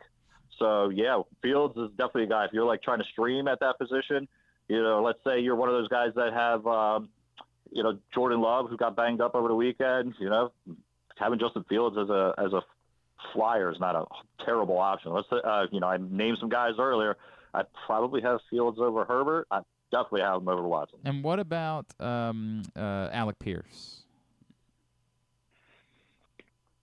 That whole situation in Indy's kind of hard to figure out. Michael Pittman's the number 1, but then after that, it's like, okay, who is the number 2? Josh Downs was out this week. They just drafted Adonai Mitchell. You mentioned Alec Pierce. You really don't know who's going to be that number 2 guy there right now. So, he's more of a guy that I'm adding, post waiver wire period as a true flyer. All right, and then anything would you consider? We mentioned Robinson, but what about Tyler Johnson? That's another one. He's one of those journeyman guys. Yeah, he had that big play the other night, but it seems like that could be just one of those situations where, yeah, he might be somebody to play in, let's say, a daily fantasy, but I'm not wasting any fab money on him. All right, very good. You can find everything at PressBoxOnline.com/fantasy. You can follow him on Twitter at Joe Serp, and I think it would be inappropriate for us to not play you off with your incredible theme music from the Glenn Clark Radio PressBox Orchestra, if we don't mind. Joe Serpico, always appreciate you. Here's Joe Serpico signing off. Thank you, buddy. It's time to preview. Thank you, guys. I'll talk to you next week. Joe Serpico. Brought to you by Live Casino and Hotel Maryland. I feel like we might just need you to perform it live sometimes, Griffin. I don't know if we can get the entire orchestral production. I mean, yeah, but sometimes there's a lot of room for error for me there. Then that is something. We know that I have it ready. That is something. I hope none of the others sound like that. I guess. I hope that's not. I guess we won't know. I guess. Oh my. Oh, my. A lot of hubbub yesterday because Lamar Jackson was not on the practice field. As I said, the 18 people that texted me about it or tweeted me about it, it wasn't a real practice yesterday. The Ravens, because they played on Thursday night, aren't into game week until Wednesday. So, was it? I think Pelissero this morning on NFL Network said, yeah, he was a little bit sore, but they just weren't going to – like that was always the – if something was going on, somebody would have reported that yesterday. And I know that John Harbaugh did not help anything by doing exactly what John Harbaugh does when he goes the the podium and says, well, there'll be an injury report on Wednesday, and you can look at that. And then everybody's like, oh, no, that means he's going to be on the injury. This is John Harbaugh in season mode. He's not telling you anything. Because in his mind, this is kind of how crazy he is, in his mind, if he answers that question, then he has set the tone that he answers injury questions. And he doesn't want to answer injury questions. So, John Harbaugh's asked about it. He says nothing. Says, you'll see the injury report on Wednesday. That's just the reality of what you're dealing with, man. That's what you're going to get from John Harbaugh. I would just get used to it. Such is life. But there was no reason to be panicked about Lamar. This is where we all I hate saying this because I don't ever want it to seem like I don't think guys should have. We do over-report sometimes. It's Monday of a week that, when we say that, when that's what we're tweeting out as Lamar Jackson, it sort of foments this craziness. I'm not blaming any of the reporters. That's their job. But it's why sometimes there's too much reporting. No one needed to know who was on the practice field on a Monday. Now, I do think there'll be some interesting pushback from the betting community and the fantasy community and the league about the situation with the 49ers. Admittedly, I stole a fantasy football. I ended up going 4. By the way, I went 4-0 in fantasy this week, and I went to high-five my son about it this morning, and he was like, I don't care, Dad. What a jerk that guy is. Doesn't like the Red Zone channel, doesn't. Does he even like football? I don't know. No, he liked football. He watched Washington-Tampa. Ah, yes. So, guess it was pretty good football. Baker Mayfield was good, probably the best quarterback of the week. Mike Evans. Who was it that we had on that was like, you like to stay away from those 30-plus-year-old receivers? I'm like, I will never stay away from Mike Evans. Mike Evans will be 50, and I won't be staying away from him. It's unbelievable, it's pretty crazy. Man. It's nuts how good that guy is. Anyway, so I had one where I was tied with our friend Adam Pohl from the Bowie Bay Sox, and I had Jake Moody, and he had Christian McCaffrey. So going into the night, I'm like, well, that was fun. So it turns out it's possible I would have won anyway. Jake Moody scored like 1 billion points. But he didn't have any option. He had no, he had no idea that Christian McCaffrey might not play. So he didn't have he couldn't put anybody else on the roster. He's sure as hell not going to drop Kyle Juszczyk. Yeah, he's not going to drop Christian McCaffrey. Well, he could have picked up Jordan Mason, but he could have. He didn't have a roster spot available. So everybody had already played. Okay. Everybody had already been locked in. Oh, you're saying that I think in that. Because my one friend, it didn't matter because I think he won anyway, but was he able to put him on IR for the night. And that's the way it should be. But I saw he added Kyle Juszczyk at 8 o'clock I think that's in Ryan Ripken's goofy league where we just finally got an IR spot, and I went to put Puka Nacua on my IR today, and it wouldn't let me. I think you actually have to be on the IR or on the PUP list in order to be on the IR in that league, which is annoying. But yeah, so stole a fantasy football win, which was fun. But it will be interesting to see how the league reacts because the betting community and the fantasy communities are pretty pissed that there was no knowledge that there was even a chance that Christian McCaffrey might not play last night. Clearly didn't really impact the game ultimately because the 49ers looked like a well-oiled machine and Jordan Mason was great. But that is the teams have no interest in helping the bettors and the fantasy football players. But the league has to be aware that part of the reason for the wild success of the league is because of the betting and the fantasy football. So they have to get the teams to participate in giving out legitimate information. It's an honor among thieves type of thing. It's a kayfabe. You know that I know that you know that I know. I know that you don't want your opponent to know, but I also know that the league, the world needs to know because the world feeds the machine. It's a tough two things that are diametrically opposed to each other.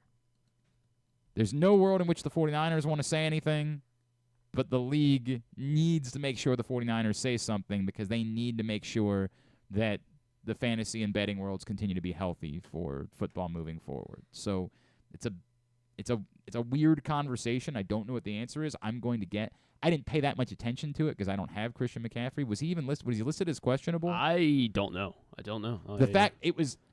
They definitely screwed up by not telling Jordan Mason, hey, bro, if anyone asks you, you didn't know you were starting until right before the game. So that was definitely a problem for them, that in the post-game interview, Jordan Mason's like, yeah, I knew on Friday. So that sounds like whatever designation he had or did not have, he had the incorrect designation because Jordan Mason knew he was starting in the game last Friday. So he was questionable as of Saturday. He was Right. questionable. But if Jordan Mason knew he was starting, then that's the incorrect designation. So the one report I'm seeing from Friday is that from Nick Wagoner of ESPN said McCaffrey said Friday that he has no doubt he'll play Monday against the Jets. That was after a limited week of participation. There was a little bit of doubt. As it turns out. All right. Oh, there's a very special guest that's come in studio, and I'm excited about this because I'm a big fan of her work. I've spent a lot of money with her company over the years. Allie Von Paris from Route One Apparel has stopped by the studio. We're going to chat with her next. It is a Tuesday edition of Glenn Clark Radio.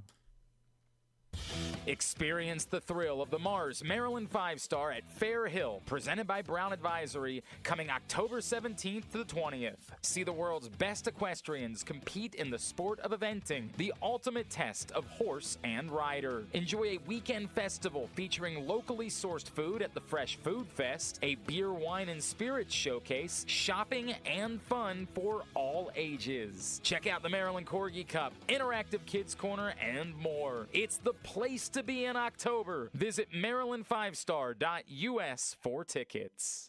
Treat yourself and taste the Baltimore tradition that is the legendary Costas Inn. Hey, it's Stan the Fan Charles. For over 50 years, the Costas Inn has been a Baltimore original, dishing out their legendary fat, delicious, award-winning crab cakes and steamed crabs. It's crab season, so sit back and crack some crabs while watching the Birds pursue another divisional title on Costas' 15 TVs. On Monday night, the Costas Inn offers their half-pound jumbo lump crab cake with 2 sides for under $30. So head on down to the Costas Inn today at 4100 North Point Boulevard or visit them at costasinn.com.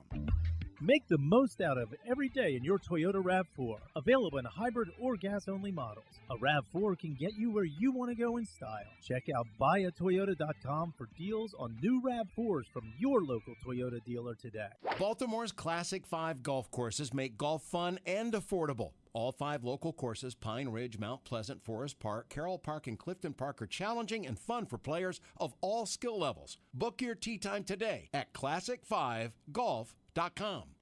The drug scene in Maryland is changing.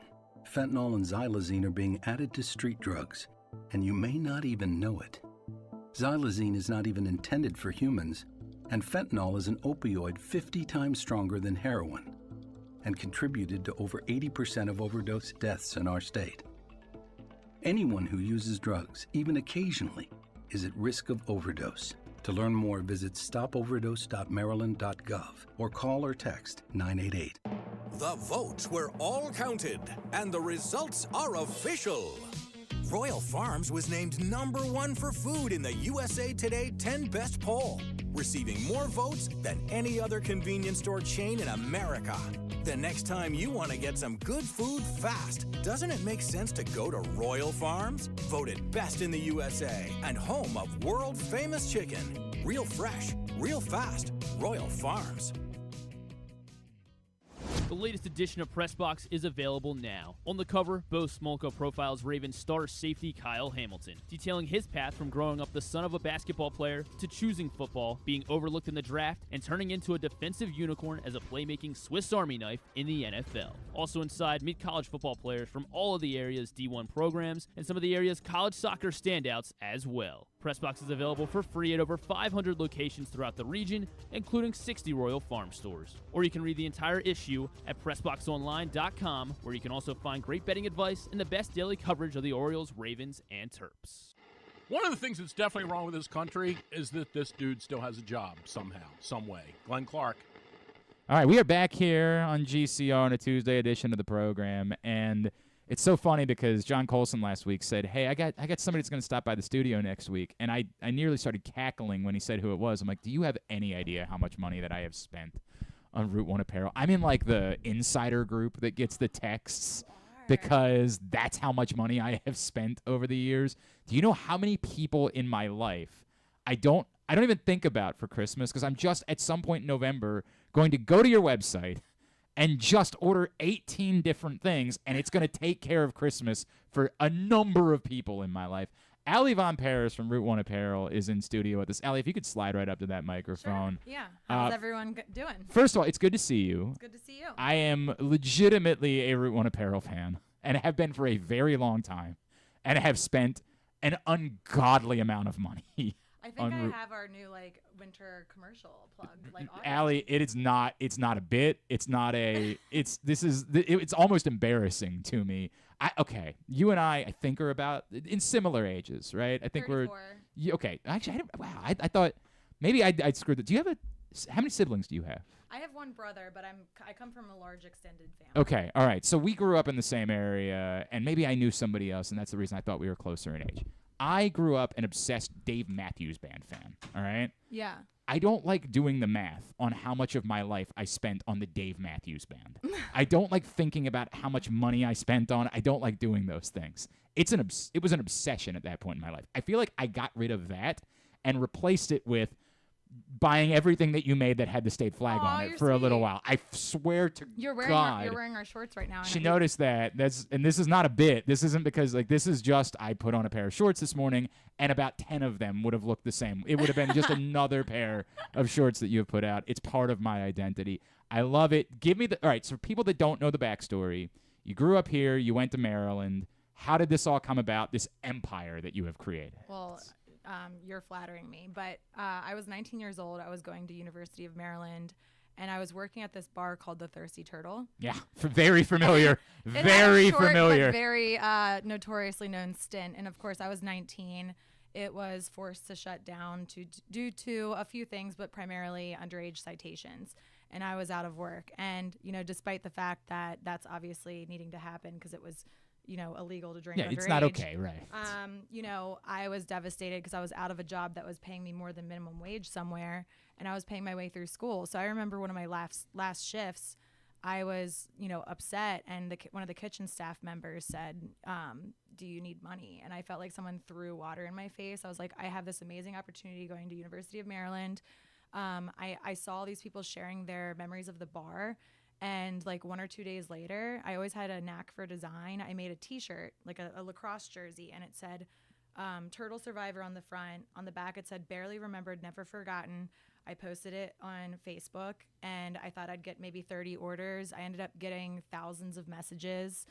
In the beginning, I was just going around campus collecting cash. This was in November of 2010. And I was like, there has to be an easier way to do this. And just kind of figuring it out as I went, I launched a website. A few days later, I announced it on my Facebook and on this event that I had created, that I had made this website. I went to bed and I woke up with $12,000 in sales. And for someone who, first generation college student, paying my way through school, this is right when e-commerce was kind of fresh. Yeah. And I just made a GoDaddy account, linked up a PayPal, and the funny thing was PayPal called me the next day and was like, we just want to make sure you're legit. This is a real thing. Yeah, right? Correct. I promise I'm going to deliver. And yeah, I mean, the rest is crazy. For the first couple of years, I didn't even fulfill orders. At the post office, I just had pickups at my door. Right.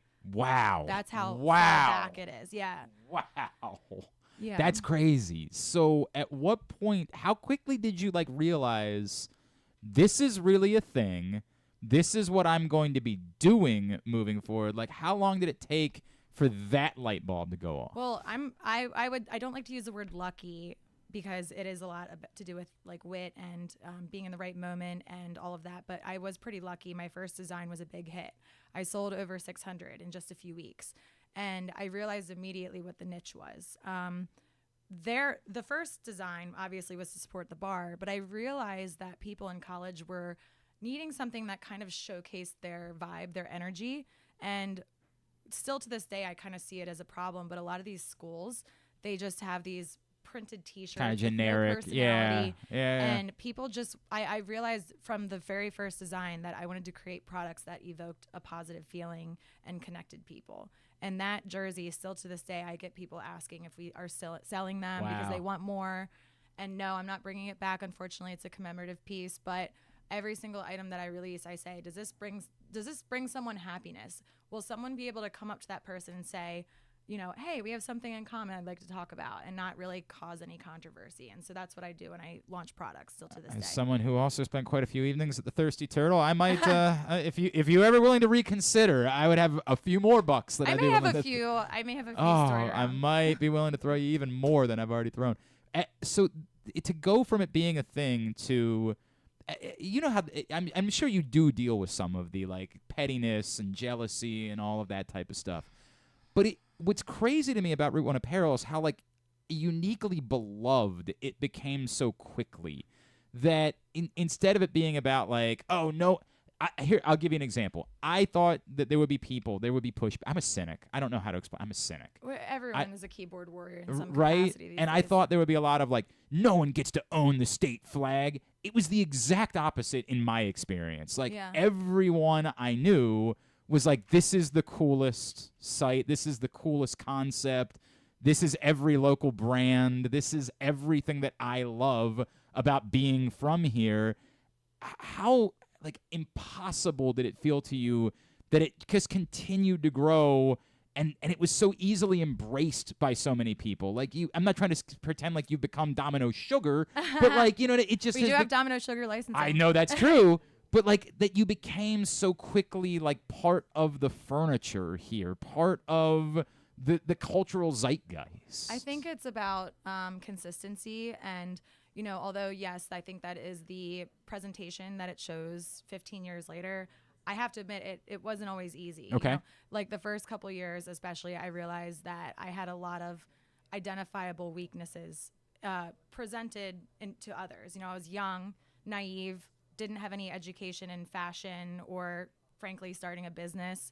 And I had my sights set high. I realized my trajectory was in state pride, and I wanted to pursue licensing deals. And those people, you know, it took a few years for people to take me seriously. And then, of course, before I had licensing deals, I was doing my own custom designs, and those got taken by people. So it was a lot of just proving my worth. And I would say another thing that I always tried to remain true is just authenticity and just kindness to others. Like, you know, people are going to have a bad day and take it out on you. I call it kind of like the Amazon effect. If something doesn't go a customer's way, they want everything for free. And I just was just transparent. You know, it's so funny. This is God.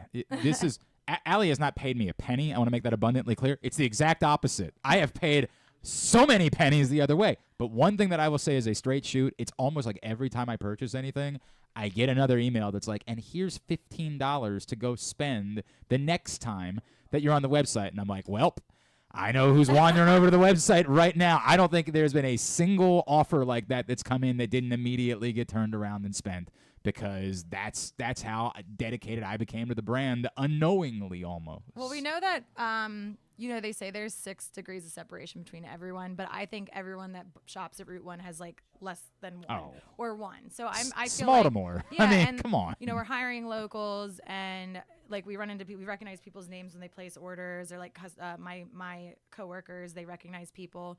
So I always try to emphasize we're dealing with like neighbors, we're dealing with family.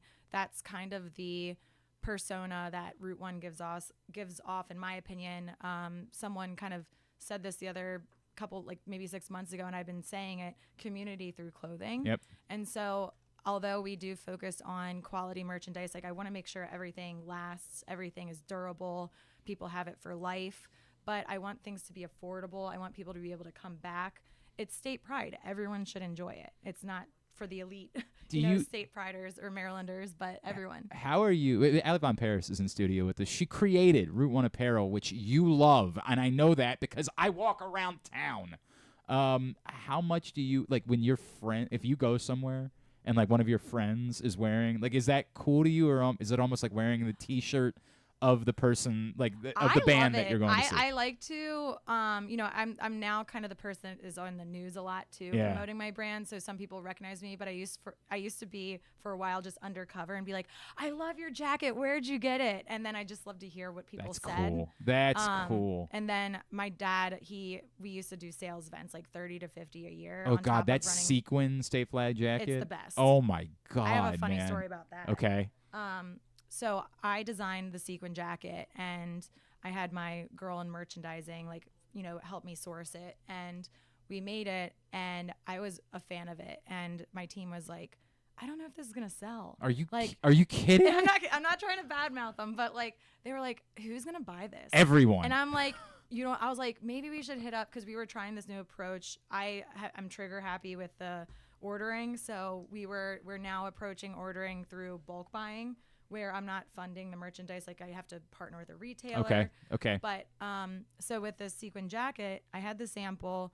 I was hitting up dance studios. I was like, look at this sequin jacket. It's really big. No one nibbled on it. Mm-hmm. My team's like, see, we told you.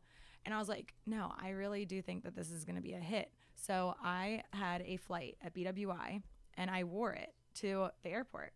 And I wore this cute outfit with the Maryland sequin jacket. I'm pretty sure 100 people asked me where I got it. Yeah, of course. And I Of just course. kept handing out my business card. Yeah, right. I was like, it's going to launch on the site soon. And my team back then also was trying to make sure our social media wasn't always taken over by me. I'd sometimes post a picture and they're like, this isn't on brand. I'm like, what is on Right, brand? yeah. So I posted a picture of me in the sequin jacket, at the airport. Actually, I had some random lady at the bar take a picture of me from the back.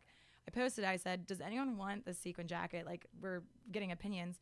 And it went viral. We had thousands of likes. Of course it did. And I was like, guys, I think we needed to do this. It ended up being our most popular item. Of course to it was. date. We've probably sold $500,000 worth of sequin jackets. And yeah, it's pretty crazy. The first time I saw it, I said, a dude, I would wear that. I'll bring one. Now It's that the I know where coolest thing I've ever seen in my office is. life. It's the coolest thing ever. Growing after you establish, right? After everybody knows what Route One Apparel is, then the next. So you've done it, right? You're a success story, if you will. Well, that's how do you go from there to okay, but now this isn't it. What's the next thing after you've said okay, this is real, this is my life, this is what I'm doing? How do you take the next step from there? Oh, that's the age-old question, right? I mean, I'm now 34. I've been doing this since 19. My entire 20s, I made up the mindset that I was going to cut out all other things in my life and focus on growing my business. And I lost, my social life pretty much. I went out maybe 5 to 10 times a year max, and it mostly was related to sales event related stuff. Mm-hmm. All of those things. So I did every single job within an e-commerce brand. I did the marketing, I did the ordering, the designing, all of that. And now it's about me letting go and most importantly, finding the right operational partner. So that's something that we're journeying through. I also realized that Route One, the identity of Route One is beyond just an apparel brand. If you look at our social media or Instagram or Facebook, people just, they all have something in common. They love state pride. Yep. And the type of things that we post on there isn't just about product. It's about things to check out around town. Yep. All of these different things. So I've realized now the platform for Route One goes beyond just promoting our product. So we're partnering with a lot of different businesses, raising awareness for them, different places around town. I would say, if I reflect on what Route One means and why it brings people happiness, we're selling the what, but why? Why do people like Maryland? And that's what I'm trying to transition our approach to, is educating Marylanders, most importantly, but really it's a regional thing, about what it is to be a Marylander, why we love what we love. Because, as I've been journeying through, the whole growth of state pride myself, I'm learning so much about why the state is the way it is, why the venues that we enjoy and visit came to existence. For example, Donald Schaefer, he he made a bet with the city that if the National Aquarium wasn't built in time, he would jump in the harbor. The famous dip, yeah. And now we're all jumping in the harbor again. But like, those little things make you more connected to those places because you know that story. So I want to make Route One more of a platform for storytelling. So that's awesome. Yeah. That's all. I love that. I genuinely love that. And I guess that kind of walks hand in hand with Oh Say Have You Seen? Yeah. Which is really a driving force in the tourism industry in the state of Maryland. Absolutely, yeah. So like a wish list item for me as I was venturing out and forcing myself to step out of staring at my computer all day in my office is I wanted to explore the state. And my friend Peter and I were doing that for a bit, but we needed some more backbone. We needed some more support. And then I was at a LinkedIn local event in the city. And I ran into Dave Carberry, and he's like, yeah, we're working on this project, Say Have You Seen? And it's all about promoting state pride through tourism. And I'm like, I want to be a part of that. Yeah, right. Yeah, that sounds correct. Yes, I've already checked my box of like building a business solo as a solo owner and everything like that. I'm about collaboration. I'm about partnership. And so, yeah, John Colson, Dave Carberry, Peter Watts, me, we're all kind of, the 4 Maryland cheerleaders. Sorry, John. Yeah, no, that's good. He's good with that. He actually is a registered cheerleader. There's a picture of us as UMBC cheerleaders a few years ago. Yeah, we can get that out there. But yeah, it's just really fun. I love exploring the state. I love seeing all the unique things that Maryland has to offer.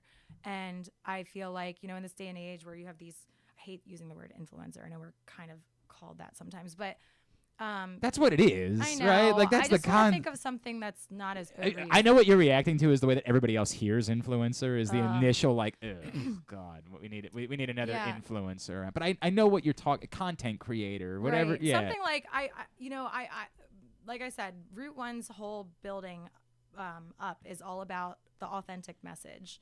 So I just feel like Route One as a vessel for promoting the state just makes sense, Whereas you have these people that are like, I just want to get paid to travel and I'm going to post all these pretty pictures. Right. We're like, no, like this all builds a stronger community. That's the end game here is that we can all just feel more connected with each other in a very divisive world. It's very cool, and there's content, and I know you guys are down in Ocean City over the summer doing some stuff down there. And is that the continued concept is just get out all over the state for places that people don't know about, things that people don't know exist? Yeah, I think that's at least the next step is just we live in a digital world. Everyone's watching their phones and consuming information about where to go. Most importantly, I see that people are like really wanting to travel. And I'm seeing that people are constantly sharing content that's like, oh, let's go to this state. Let's go to this. There's so much to be done here in the state. There's so many cool things that you can do, like 15 minutes away from home. Mm-hmm. And so I think that that's just the niche that we're trying to tap into is just saying, support your local economy. And not only that, there's just so many cool things you're probably not familiar with that you can just go and spend a day doing. Yeah, have you been out to see like Linganore wine? Have you been out to, all everywhere on the Eastern Shore that isn't Ocean City? Yeah, like you have name you spent time in Cambridge before? Like it's a really neat town. Right. No, I love that. I love everything about that, and I think it's a dope thing to be doing. I also need to request more and more because I have purchased all of the Hawaiian shirts that you have made over the years. And I will tell you that every time like I go on like a cruise or something with the family, the number of people that come up to me like freaking out about them is astronomical.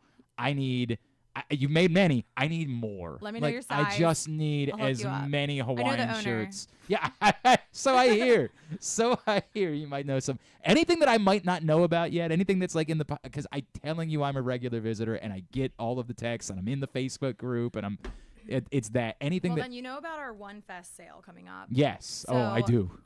We created One Fest. It's just a name, but it's a really fun name in my opinion. We used to do, like I said, 30 to 50 events a year, and during COVID, those all stopped. And when things were kind of settling, I wanted to bring back events, but I wanted to do it more tactfully. I mean, you know how it is when setting up events.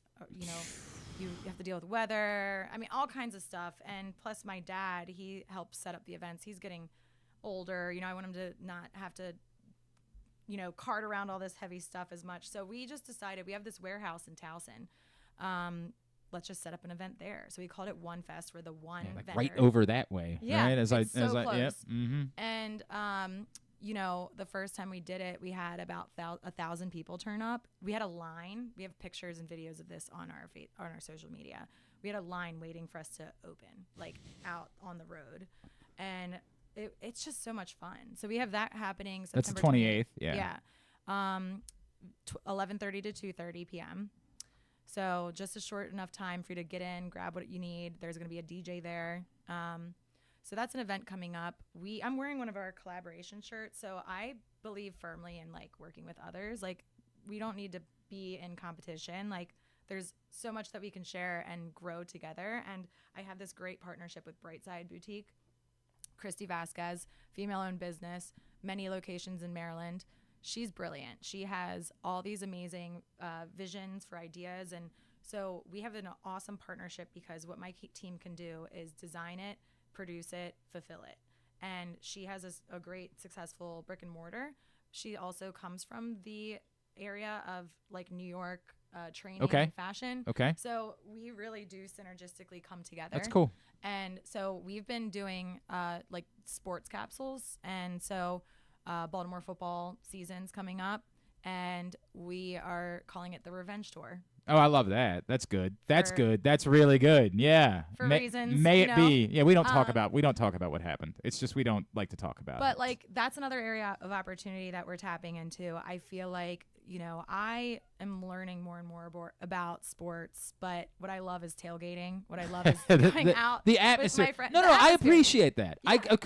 I have such great appreciation. I talk about this. I am not the sports fan that I want. When you're a kid, you're a massive sports fan. My two kids are big sports fans. As an adult, you're a fan of your kids. That you're a fan of other things.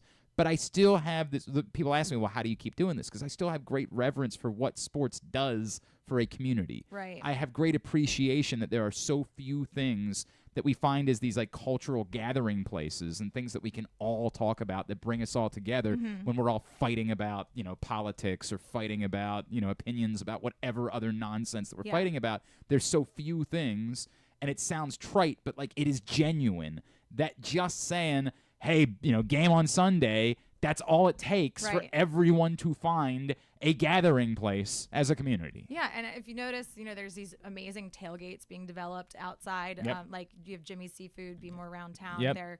They're developing these like fun party type experiences pre-game. So I want to bring fashion into the sports world, and so that's what we're working on. You see these people that are creating like one-off products and posting it on their Instagram.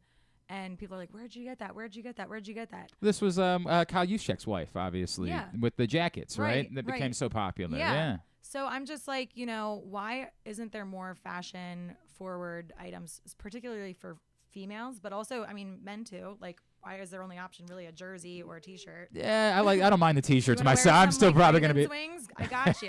So, like, I just want to work on sports merchandise and make it very unique and original. We have a great partnership with Washington Capitals. They actually reached out to us. This is about 2 years ago, and we're developing a relationship with Fanatics through that. That's dope. So there are some things in the pipeline there, which I'm very, very, very well. And I've appreciated all the different school collaborations that you've had, the colleges locally, and to your point, like of course, shout out to UMD, my alma mater. Love you guys. Yeah, maybe some different, gear that's not the exact same, bland T-shirt that you see. I know it's been 15 years, and I'm still seeing it in their stores, but I'm not gonna name particular names. I appreciate that. I appreciate that. No, I love it. I love everything you do. And it's genuine. Like, I love everything that you do. I root for your guys' success. I think root or route? Thank you for bringing that up. I don't know. Some people say route. Who does that? But I say root. John Colson was like, well, there's a U in the word. Like, come on. You're from here, Colson. Well, I'm going to totally, not say this correctly, but my dad, he's a big fan of listening to podcasts. Okay. And that's the age-old question: the route or route? It's route. I say route.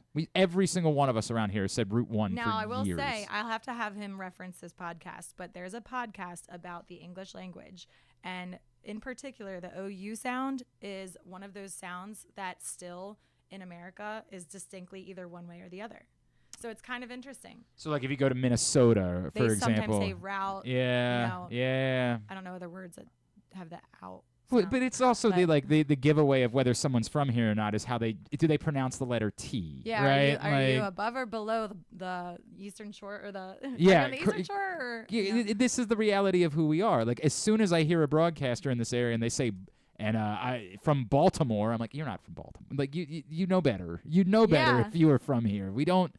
The number of years it took for them to get W out of my life as a broadcaster. Allie, when I grew up, I didn't have an accent, right? Like of my friends. Well, we always think we don't. Right. I'm the least, because you know people that really have accents. Yeah. I moved to Phoenix when I was 23 for a radio job, and the second day, my program director pulls me into the office. He's like, "We need to have a conversation." I was like, "What?" He said, "We got to talk about your accent." I'm like, "Oh my gosh, what accent are you talking we all about?" Do, but we do. We just don't hear it because. Where'd you go to college? I went to first I went to UMBC and then I went to Maryland. Okay, yes. So did you notice at University of Maryland there's a lot of New Jersey New Yorkers? Couldn't be more New Jersey New Yorkers. They made fun of me for my accent. Yeah, I think have you heard yourself? One. Right? Have you heard yourself? Let's argue about that. Correct. God. But we can all agree that the worst one is the Boston one. It's gross. I'm not disgusting. inserting my opinion there. It's disgusting. It is a disgusting accent. Uh-oh. Learn how to pronounce the letter R. It's not hard. Hard. Thank you. Exactly. What is that? What is that? All right. I'm also appreciative of the pink mic today. Oh, we need to change this one. I want it to be all pink mics moving forward. We got to look into that. Maybe I should make a Maryland flag mic. If you do that, we will use nothing we will use nothing but for the rest of it moving forward. Route1Apparel.com on social. Yes. It's Route Everything 1 Apparel. is Route One Apparel spelled out. ROUTEONEAPPAREL. And do you want people to follow you specifically on social? If you want to, I'm Allie Von Paris. I think I'm the only Allie Von Paris. Okay, so search Allie Von Paris and you're gonna find her. ALI, Allie Von Paris. Yeah, like Ali. Truly a fan. Legitimately, this is not shtick. This is not bluster. Like I will be spending lots and lots and lots and lots and lots. You will handle my. Actually, that's if I can thank you for anything in particular. It's the stress that you have taken out of Christmas for me. Aw, you're sweet. The stress that you have taken out of Christmas to just know how many people in my life will be thrilled with whatever it is that I buy them off of Route1Apparel.com. Oh, you're appreciative. And if anyone's a procrastinator, we do have that warehouse. You're more than welcome to stop by and pick stuff up. We welcome people. Just try to send us a message beforehand. So I might be stopping by. Yeah, it is a right? fulfillment center, but we have this awesome mural outside. It's a cute. I don't think I knew building. that you do let people just show up and purchase things. Yeah, I tell my team, I'm like, don't just shun people away. Wow, that's huge. That's huge. We have Warehouse Wednesdays every Wednesday to make it a little more formal. Okay. Where if you want to just pop in on a Wednesday, we have a little tent outside. But yeah, it's on Cromwell Bridge Road. Yep. We have our details, and like I said, One Fest coming up on September 28th. I mean, I could almost throw a football to it from where we are right now. Almost, not quite. Like I would have to maybe if from atop Luskins Hill, I might be able to throw a football from it. Like I get the benefit of the elevation. It is pretty close. It's right there. I think 7 minutes. Yeah, legitimately 7 minutes, 100%. It's 7 minutes from right here, no doubt about it. Allie, thank you for coming in and hanging out. Thank you for having me. It's great to meet you. Very nice meeting you. That's Allie Von Paris from Route One Apparel. When we come back in, we'll get a tidbit, we'll get two-bit or wind things down for a Tuesday edition of Glenn Clark Radio. Hey Baltimore, it's number 10, Arthur Millette, and I'm hoping you'll slot us in all season long for the Arthur Millette Show. We'll be traveling around the region all season, giving you the chance to get to know me and my teammates. There will be some football talk and a lot more. You can watch this show live on PressBox's Facebook and YouTube pages and listen every Friday night on 105.7 The Fan. Find out more at PressBoxOnline.com/Millette. The Arthur Millette Show, the only show in town that's a work of art. The next Arthur Millette Show is Tuesday, September 10th at the Hamilton Sports Bar and Grill on Harford Road. It's brought to you by Easy Pass and HelpMyGamblingProblem.org. Escape to Ocean City, Maryland, and discover a place that just feels lighter, where every day feels like Saturday and French fries are a food group, where flip-flops are always in fashion and seafood is always in season, where the boardwalk is bustling and the beach is right outside your door, where you can rise with the tide and feel like a kid again. Ocean City, Maryland, somewhere to smile about. Book your trip at OCOcean.com. Whether your focus is luxury and comfort, convenience and technologically advanced connectivity, or sporty performance and aggressive styling, we've got the perfect Highlander for you. Check out buyatoyota.com for deals on new Highlanders from your local Toyota dealer today. The ultimate fan experience awaits you at Sports and Social Maryland. See how we're raising the sports bar with our massive 100-foot media wall featuring 40 HD TVs and a 47-foot big screen. Bet on your favorite teams and this year's biggest events at the FanDuel Sportsbook while enjoying your favorite beers and cocktails, plus our delicious takes on bar food classics. Visit Sports and Social at Live Casino and Hotel Maryland at Arundel Mills. Must be 21. Gambling problem? Call 1-800-GAMBLER. The drug scene in Maryland is changing. Fentanyl and xylazine are being added to street drugs, and you may not even know it. Xylazine is not even intended for humans, and fentanyl is an opioid 50 times stronger than heroin, and contributed to over 80% of overdose deaths in our state. Anyone who uses drugs, even occasionally, is at risk of overdose. To learn more, visit stopoverdose.maryland.gov or call or text 988. Gambling can be a fun and entertaining experience, but there are risks involved. If you're planning on betting on the game at the casino or on your phone or computer, know your limit, stay within it. Set a budget and a time to stop. Remember, gambling isn't a financial solution, and it doesn't mix well with alcohol or drugs. Know the risks and have a plan before you begin gambling. For free and confidential services, call 1-800-GAMBLER 24/7 or go to helpmygamblingproblem.org. Driving in Maryland? Did you know an Easy Pass from driveeasymd.com can save you time and money? Of course you did, because you are a thrifty driver. An antenna reads your Easy Pass transponder and automatically deducts the toll from your Easy Pass account. There, you just saved money with Easy Pass, all without slowing or receiving a notice in the mail. Well done, thrifty driver, well done. Get your Easy Pass at driveeasymd.com. Contrary to what some people believe, I actually like this guy when he sleeps. Glenn Clark, talking sports. All right, back in here on GCR. Thanks again to Ali Von Paris from Route One Apparel stopping by. It is genuinely embarrassing. Like, and I said that. Okay, so here's another straight shoot. When I got dressed this morning, because I've got something else to wear for the Arthur Millette show tonight. But when I got dressed this morning, I was thinking, hey, I'd like to run to the gym between the show and the Arthur Millette show. So I want to basically have on stuff that I can wear to the gym because who wants to – I want to limit how much laundry I'm doing at this point. I don't want to have 3 different sets of clothes to wear during the course of the day. So I said I'm just going to put the stuff on that I'm going to wear to the gym because all you guys see is that I'm wearing a T-shirt. Like that doesn't – you don't expect me to be in a suit or anything like that. And then I put on a pair of gym shorts. Well, it happens to be that the gym shorts that I put on were like Maryland – I don't know if anybody can see it. But they're a Route One Apparel pair of shorts. You just want to walk around, or I was in the car on the way here, and I was like, "Oh right, Allie's coming in today. Oh, I'm gonna be that guy. And then I thought like maybe she won't even notice. Like maybe because I'm not wearing a shirt, right? Like I'm just wearing an Under Armour T-shirt. Maybe she won't even notice. As soon as I stood up, she was like, "Oh, look at you." Damn it. Because you feel like you're the guy who goes to see the band, and you're wearing the band T-shirt. Like, well, yeah. That's what you do. Problem being, that's how much of their gear I have. It's very difficult for me to wear anything else because that's how much of it I have. But appreciate it. That was fun. That was a good time. I appreciate her coming in. All right, Project Game Day returns this Sunday following Baltimore-Vegas. It's the place to be after every game this season. PressBoxOnline.com/GameDay. It's brought to you by the Maryland 5-Star, as well as 1-800-GAMBLER and the Green Turtle. And Project Game Day is myself, Rita, Femi Ayanbadejo, Kenzales, Andrew Stecca. I don't know where Josh was this past week. We got to figure out why he was missing. Although he was in town and I didn't hit him up. That's right. I'm the jerk there. I'll check in with Josh. We'll see where he's at. But we'll be doing it all season long. The best place to hang out immediately following every game. PressBoxOnline.com/GameDay. I feel like we've covered all the topics that we needed to cover. I don't feel like talking that much more about the Orioles, the Lamar Jackson thing, the game last night. I think we got everything that we needed to get in. Yeah. Why don't we go ahead and do a tidbit? Have you ever thought of taking a cruise to these wonderful destinations with sunny skies and beautiful beaches? Well, wait no longer. We're ready for you to cruise from the Cruise Maryland Terminal. Have a little phrase that you can go from baggage to margarita in about 15 minutes. Choose fun with an array of destinations, onboard activities, entertainment, and world-class cuisine. Contact your travel agent and book your cruise today.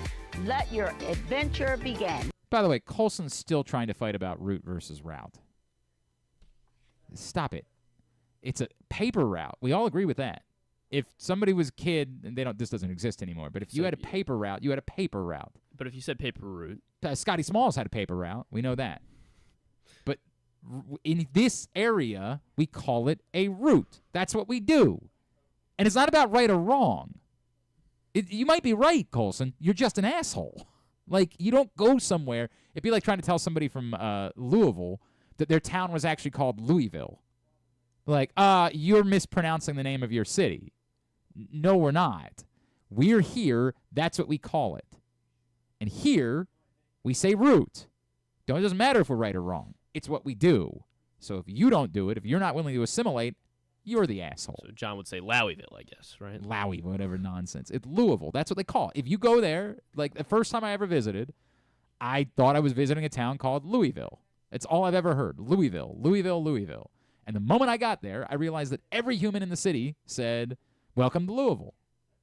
And I was like, oh, well, that's different. And at first you're like, oh, that's their Kentucky accent, right? But then you realize it's their city. It's like when somebody says this is like, they pronounce their name wrong. No, it's their name. They get to choose how to pronounce it. That's the way that it works. So here we call it a route. That's the way that it goes. If we're wrong, we're wrong. It's what we're doing. We're not changing it. Now, I will push back on other things. Like if you say wash, you're gross. You're gross. Gross? You're gross. I can't say wash? Wash is gross. What if I want to take a sip of my water? yeah. Water. Your water. Bo Braid's coming out tonight. I cannot wait to try out my Baltimore accent with Bo Braid. Can't wait to do our best Bo Braid, a Baltimore accent. I actually might make that an entire. Everybody in the bar has to try to say Bo Braid. Bo Braid. We're going to do that tonight at the Hamilton Sports Bar and Grill, which is where we'll be for the Arthur Millette Show with special guest Bo Braid. All right, what you got for tidbits? Last night had our 1085th unique score in NFL history. It was in fact scoregami. How about that? I didn't even notice that. 32-19. So thank goodness the Jets didn't get their 2-point conversion. 32-19 was the final. We had scoregami. So really, I can't top that for another tidbit.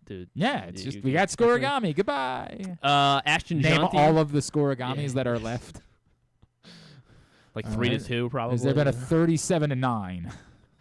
It's a good question. I guess I can do that later. All right, so Ashton Jonty, the Bowie State, Boise State. Yes, not Bowie State. Might be Bowie State. I don't know. But Boise State running back has 9 rushing touchdowns through 2 games. It is the most by an FBS player in his team's first 2 games of the season since the 1998 Heisman winner. Rondane? No, that's Ricky Williams. Ricky Williams. Yeah. Ricky Williams is who is the company that Jonty. That's pretty good joins. Company. It is. Anthony Richardson. He becomes the second player in NFL history with at least 5 passing touchdowns and 5 rushing touchdowns through his first 5 career games, joining Lamar Jackson. Not Lamar. He didn't throw for that many. Oh, because he was barely playing in those 5 games. That's unfair. He should only be on. I wonder if he would have been like if you start from where you started. Right. So. Michael Vick. Not Mike Vick. Okay. How about Josh Allen? Not Josh Allen. Okay. How about Randall Cunningham? Not Randall Cunningham. Too far back.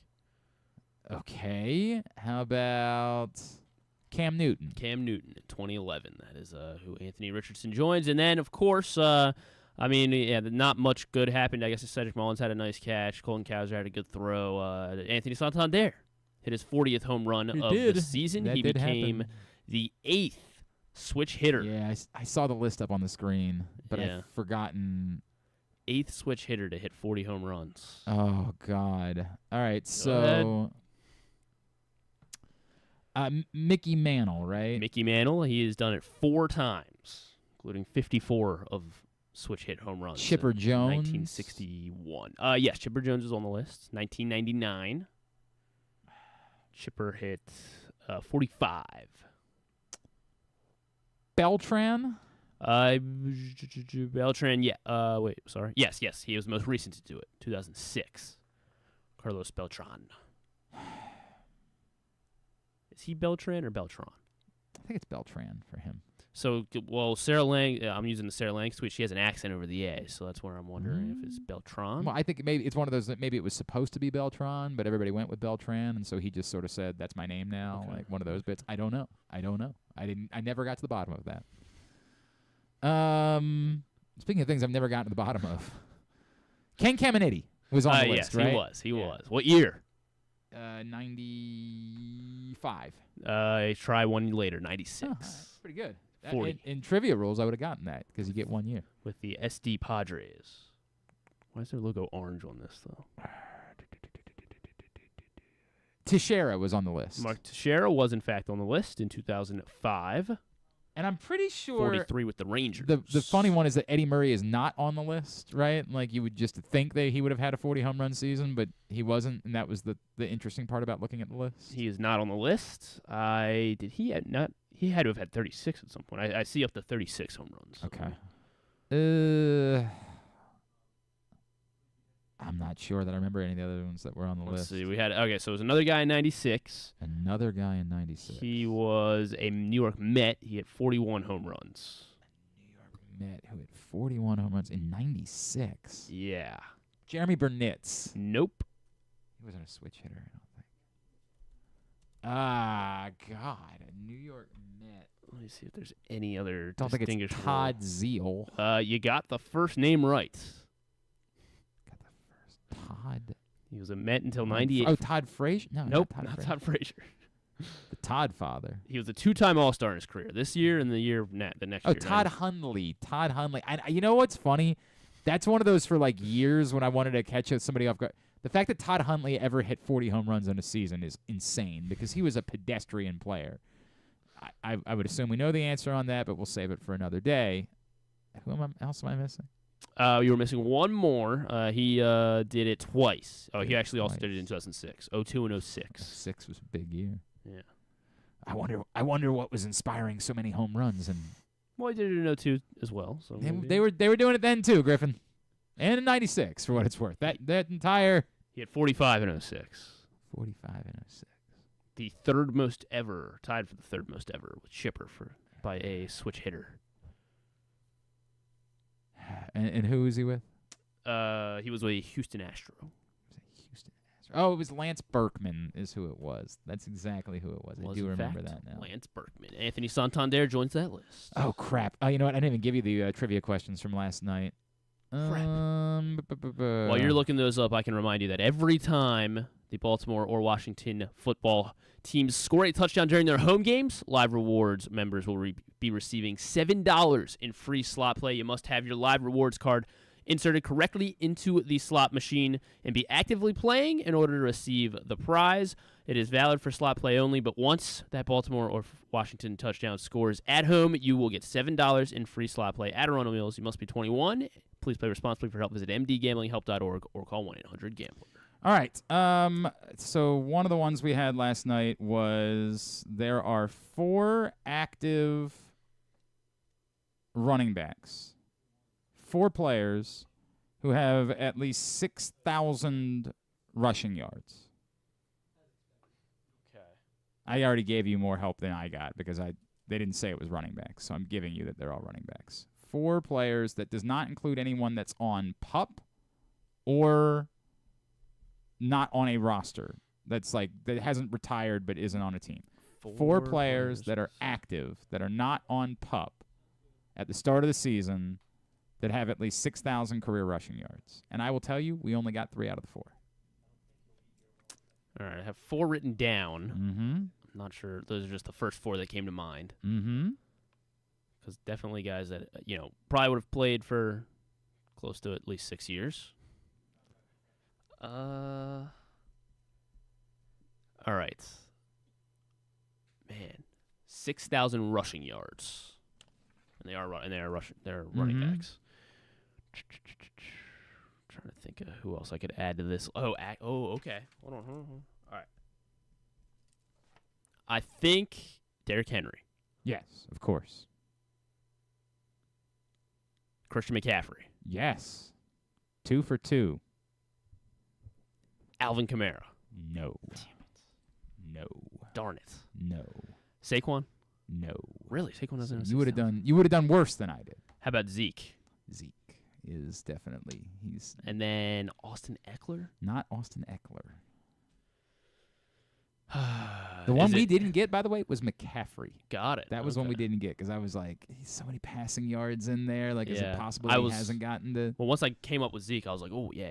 Mm-hmm. But that was one that would get people with. All right, so Henry, McCaffrey, Zeke, and this was a sneaky one. Sneaky. We had written down a couple of other names, and then I said, "Oh, what about?" All right, a name I'm writing down. I'm gonna Chubb. Not Chubb. Just trying to go team by team here now. Not that guy. Not DeAndre Swift, obviously. Not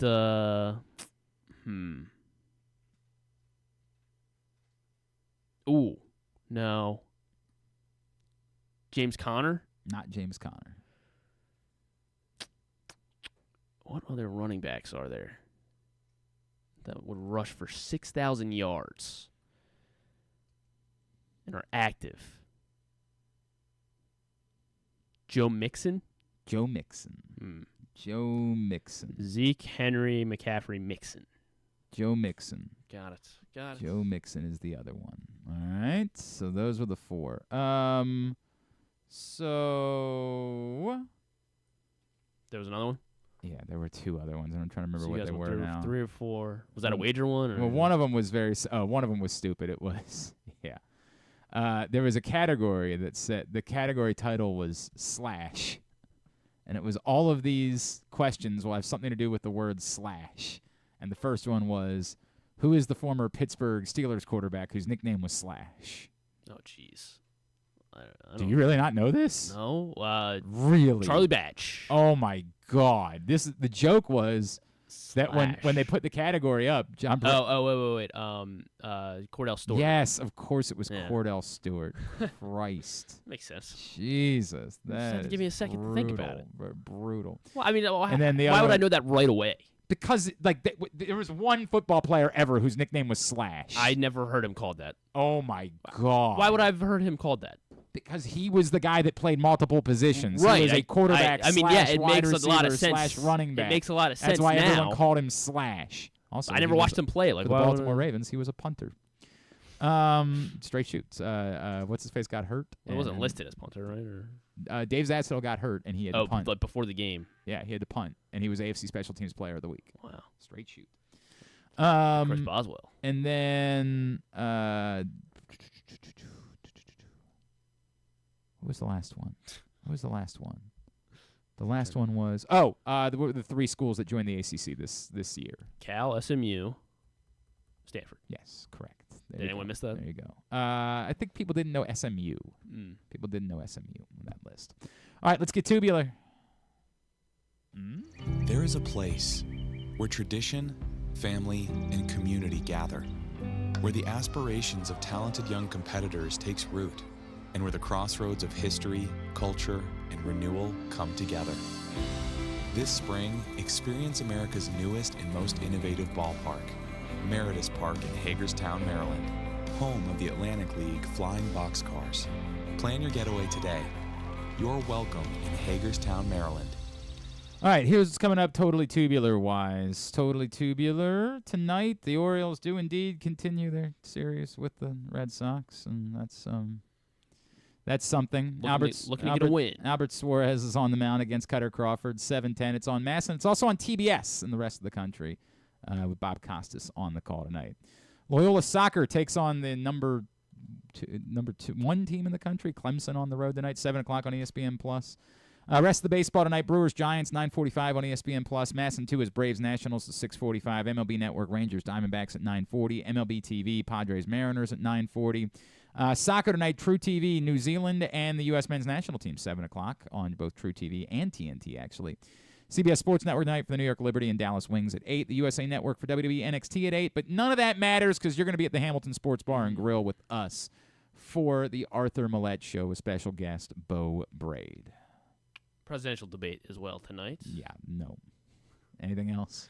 I think it's going to start around 9. Anything else? Let's see. The cast of Only Murders in the Building, episode of that on Hulu. They'll be on Fallon tonight. Steve Martin, Martin Short, and Selena Gomez. And Lainey Wilson as well, this musical guest. I thought she was part of Only Murders in the Building. Is she? No, I thought that was what you were, the way that you said it. Right. Like I was trying to. Steve Martin, Martin Short, Selena Gomez, and Lainey Wilson. I was like, wait, what? And then on Prime Video, the series, The Money Game. This is it's executive produced by Shaq, and it follows like Livy Dunn, Angel Reese, and Jane Daniels at LSU. Okay. And like just the wake of NIL and how Okay. they became stars. That might very well be interesting. Yes, it does. It does look pretty good actually. All right. Prime. Very good. Thanks to a lot of people. Thanks to Mike Pereira. Thanks to Kerry Watson. Thanks to Joe Serpico. Thanks to David Mickey Evans. That was special. And thanks also to Ali Von Paris for stopping by. We'll get all of it up in the greatest hits section of the... Oh, my God. So good. All right. Yeah, I was doing well, and then I screwed it up again today. Tab at GlennClarkRadio.com.